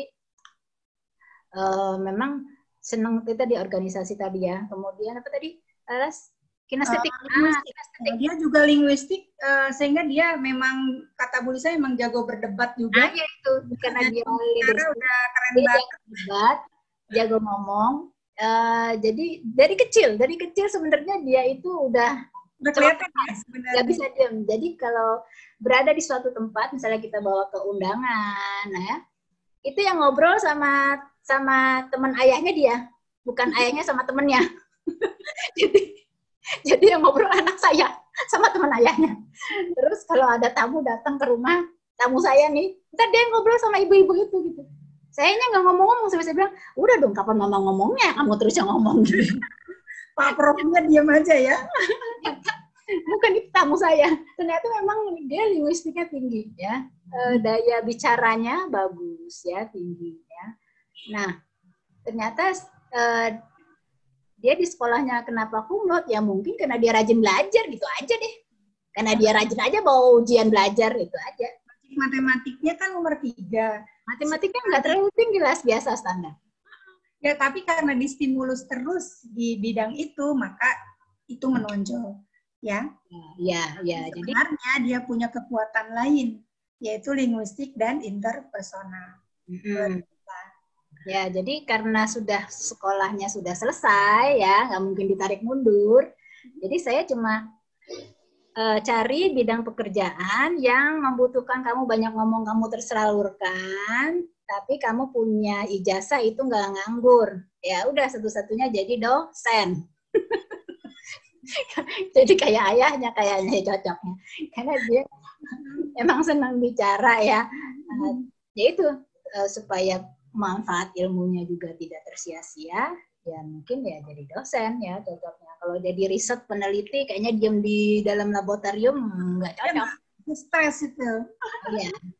Jadi tadi pertanyaannya Ibu Fitri. Ya, jadi ketika di tesnya memang sudah SMA, ya, artinya kan pengaruh lingkungan udah banyak ya. Nah hasil fingerprintnya itu apakah bisa digunakan gitu? Padahal selama ini yang dipakai adalah nilai-nilai di mata pelajaran. Nah, bagaimana mensinkronkan itu? Kalau misalnya anak itu minatnya, nanti karena dia udah besar ya, karena udah besar, bisa ditanyakan, bisa diajak ngobrol kan. Kamu minatnya mau kemana gitu? Minatnya saya misalnya mau ke kedokteran gitu ya, tapi logikal kamu ini dari bakat rendah misalnya tidak nomor 1. Misalnya tadi anak saya ternyata linguistik yang nomor 1. Kalau kamu lebih ke bidang yang linguistik, kamu lebih cemerlang, bintang kejora gitulah ibaratnya gitu. Tapi kalau misalnya anaknya itu kekeh, ya aku tetap mau gitu ya. Nggak masalah ya. Nggak masalah, karena minat itu asal dia mau kerja keras juga bisa sukses. Cuma memang harus rajin belajar tadi ya. Kemudian nilai mata pelajaran kan memang satu-satunya yang menjadi indikator kan. Kalau kita mau masuk kuliah kan indikatornya ya kalau nilai, ya ada lagi. Nggak mungkin kan indikator ibaratnya wawancara, oh ya deh kamu cocok gitu, pasti nilai. Gitu. Jadi tetap nilai mata pelajaran tetap dibutuhkan, tetap penting, tetap utama ya. Tetap utama supaya justru kalau nilainya di atas, peluang anak untuk memilih jurusan-jurusan yang dia mau minati tadi itu besar. Jadi pilihannya jadi banyak dan besar. Nah nanti tinggal mana yang sesuai sama tes fingerprintnya. Di antara pilihan-pilihan tadi yang karena nilainya bagus kan banyak tuh jurusan yang bisa masuk yang sesuaikan dengan hasil tes fingerprintnya. Ya, begitu ya Ibu. Siapa ya tadi ya nanya?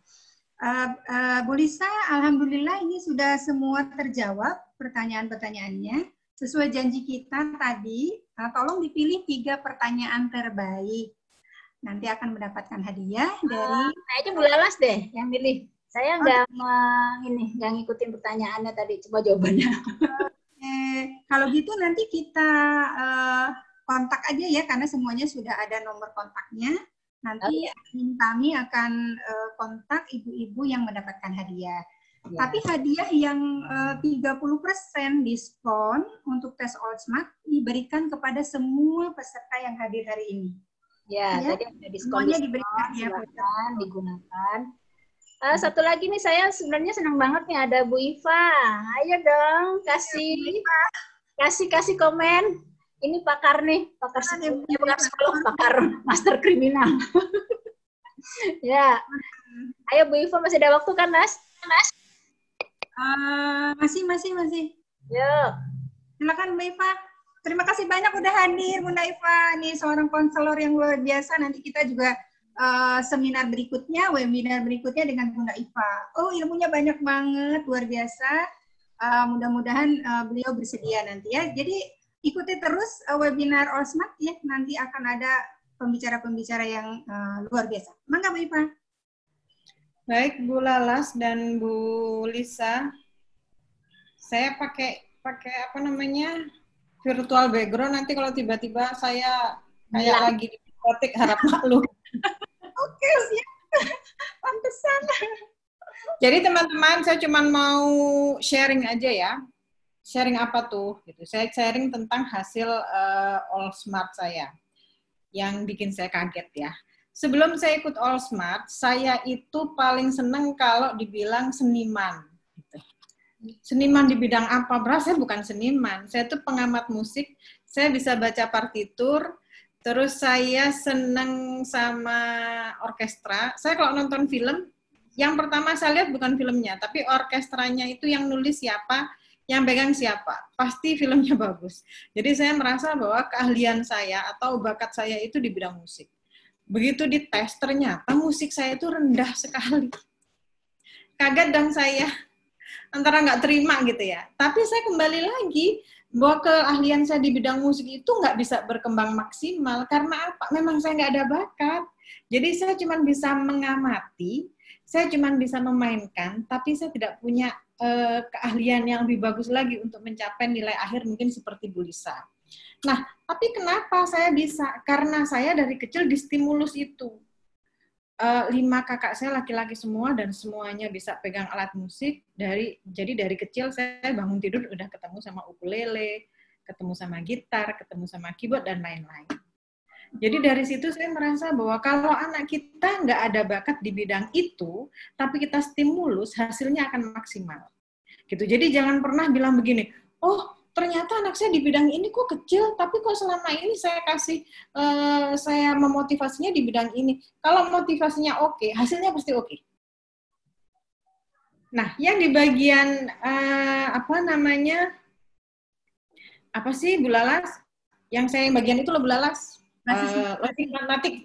Oh, logik matematik. Nah, saya justru yang paling tinggi itu dari logik matematik. Padahal saya dulu sekolahnya di IPS. Terus saya kembali lagi, mundur lagi. Kenapa waktu itu saya masuk IPS? Karena waktu SD, saya itu pernah skip 1 bab matematika. Yang membuat saya memutuskan saya nggak bisa. Padahal semakin kesini saya kuliah pertama itu jurusan perpajakan. Yang selalu berhubungan dengan angka. Jadi kalau saya dibilang nggak bisa matematika, itu salah banget. Tapi karena skip di bagian itu membuat saya merasa saya nggak bisa. Padahal saya bisa. Nah, dari pengalaman saya kesulitan di hal lain, di ekonomi saya susah, karena saya itu matematika banget, saya hafalan jadi kesulitan. Dari kecil saya udah ngomong ke anak-anak, jangan masuk IPS, karena IPS itu berat. Kebayang dong teman-teman, bahwa ibu ini adalah kunci di rumah. Kalau ibunya nggak tahu diri, maksudnya nggak tahu dirinya itu seperti apa, bakatnya di mana, minatnya di mana, terus potensinya di mana, terus kita mengkonstruksikan kepala anak kita seperti apa yang kita inginkan, kita akan menyesal kalau ternyata anak kita itu kesulitan. Iya kalau pas motivasinya bagus. Jadi saya bilang ke anak saya, jangan sekali-sekali masuk IPS, karena IPS itu susah banget. Kenapa saya bilang begitu? Karena saya anak IPA. Gitu loh, karena saya matematika banget gitu loh. Jadi teman-teman ini kan horor banget. Nah, anak saya dari kecil belajarnya ya cuma matematika sama fisika. Sehingga mereka di ujian nasionalnya matematikanya 10 semua. Begitu dilihat, mereka ternyata nggak bisa matematika. Kenapa mereka bisa matematika dan mereka menyukai matematika? Karena motivasi saya ternyata tepat seperti yang ada di hasil All Smart. Oh, ternyata motivasinya oke nih. Antara lain ini teman-teman namanya rasional berkebalikan. Saya rasional berkebalikannya tinggi, anak saya juga seperti itu. Jadi yang penting ini basis motivasi sangat-sangat motivasi. Jadi motivasi yang ada di dari halaman 1 sampai halaman 13 itu saling terkoneksi. Jadi nggak bisa kita menggunakan yang halaman 4 aja. Nggak bisa. Buktinya, misalnya nih, saya nggak ngomongin anak saya keren, ini kesalahan saya ngomongin kesalahan loh, saya ngomongin kesalahan. Anak saya di matematika itu sesuatu yang salah, karena dia nggak mampu di situ harusnya. Tapi karena stimulusnya oke pun karena saya nggak tahu, ya saya membuat nyaman aja, karena ilmu saya waktu itu adalah, anak belajar itu nomor 1 harus nyaman. Yang dia ketahui adalah senang dan tidak senang, jadi anaknya disenangkan. Nah, saya nggak pernah ngomong belajar matematika itu sesuatu yang mengandung kata belajar, tapi keterampilan berhitung. Jadi anak saya merasa bahwa tiap hari itu mereka keterampilan berhitung aja, coret-coret gitu. Padahal dia itu sedang belajar matematika, akhirnya yang mereka bisa itu matematika sama fisika. Padahal mungkin kalau dimaksimalkan di bidang yang mereka mampu, kan anak saya ini ternyata IPS semua, mungkin makin melejit, tapi sekarang kan sudah terlanjur, jadi saya harus memotivasi lebih baik lagi. Gitu Bula dan Lisa dan teman-teman yang lain, pokoknya seru deh. Ya, terima kasih banyak ya Bu ya. Jangan disangka loh, saya juga ternyata persentase musikalnya rendah Bu. Ternyata cuma 8%. Tapi saya bisa main Chopin sekarang karena kerja keras. Berasa, karena kerja keras. Jadi saya sepakat dengan Bu Lisa, pada saat kita minat di bagian itu, kita harus lebih bekerja keras. Ya, kita harus punya kekuatan lebih banyak lagi. Ya, gitu. Oke.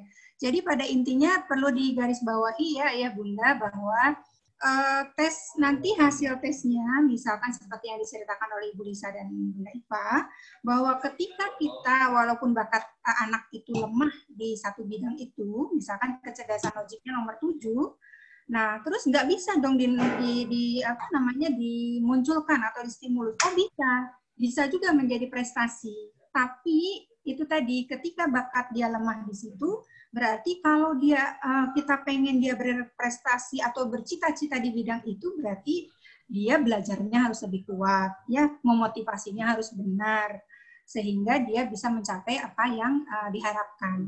Nah, tetapi kalau kita memutuskan sudah mengetahui bakat anak dari kecil, kemudian kita memutuskan memotivasi atau menstimulusnya di bakat-bakat yang kuatnya, yang disarankan dari 1 sampai 3 atau 1 sampai 4, itu kecepatan menguasai di bidang tersebut itu lebih cepat. Jadi lebih ringan ke anaknya sehingga anaknya merasa happy gitu ya. Itu jadi bukan tidak bisa seperti yang dialami oleh Bunda Lisa dan Bunda Ipa. Dan kemarin juga Bunda Ucu ya, saya ke Bunda Ucu yang bendahara Yayasan Magnet Rezeki, dia juga hasil tes All Smart-nya merasa amazing banget gitu, dia senang banget. Tapi memang ada satu yang dia pertanyakan bahwa kalau yang lainnya cocok katanya 90%. Tapi yang dia pertanyakan adalah kenapa seni musik saya hanya 8%, tapi saya atlet begitu. Nah itu kenapa? Karena dia memang di lingkungan hidupnya dia itu olahraga semua gitu, atlet gitu. Jadi dia memang distimulus di situ. 8% aja ketika distimulus dia bisa menjadi atlet, bisa berprestasi secara nasional. Nah, apalagi kalau dia menstimulus di bidang yang 20% begitu. Ya, bisa dibayangkan karir dia akan jauh melejit ketika menstimulus yang angka persentasenya jauh lebih tinggi daripada di seni fisik. Itu ya, Ayah Bunda. Terima kasih banyak Bunda Iva sudah hadir, sudah sharing.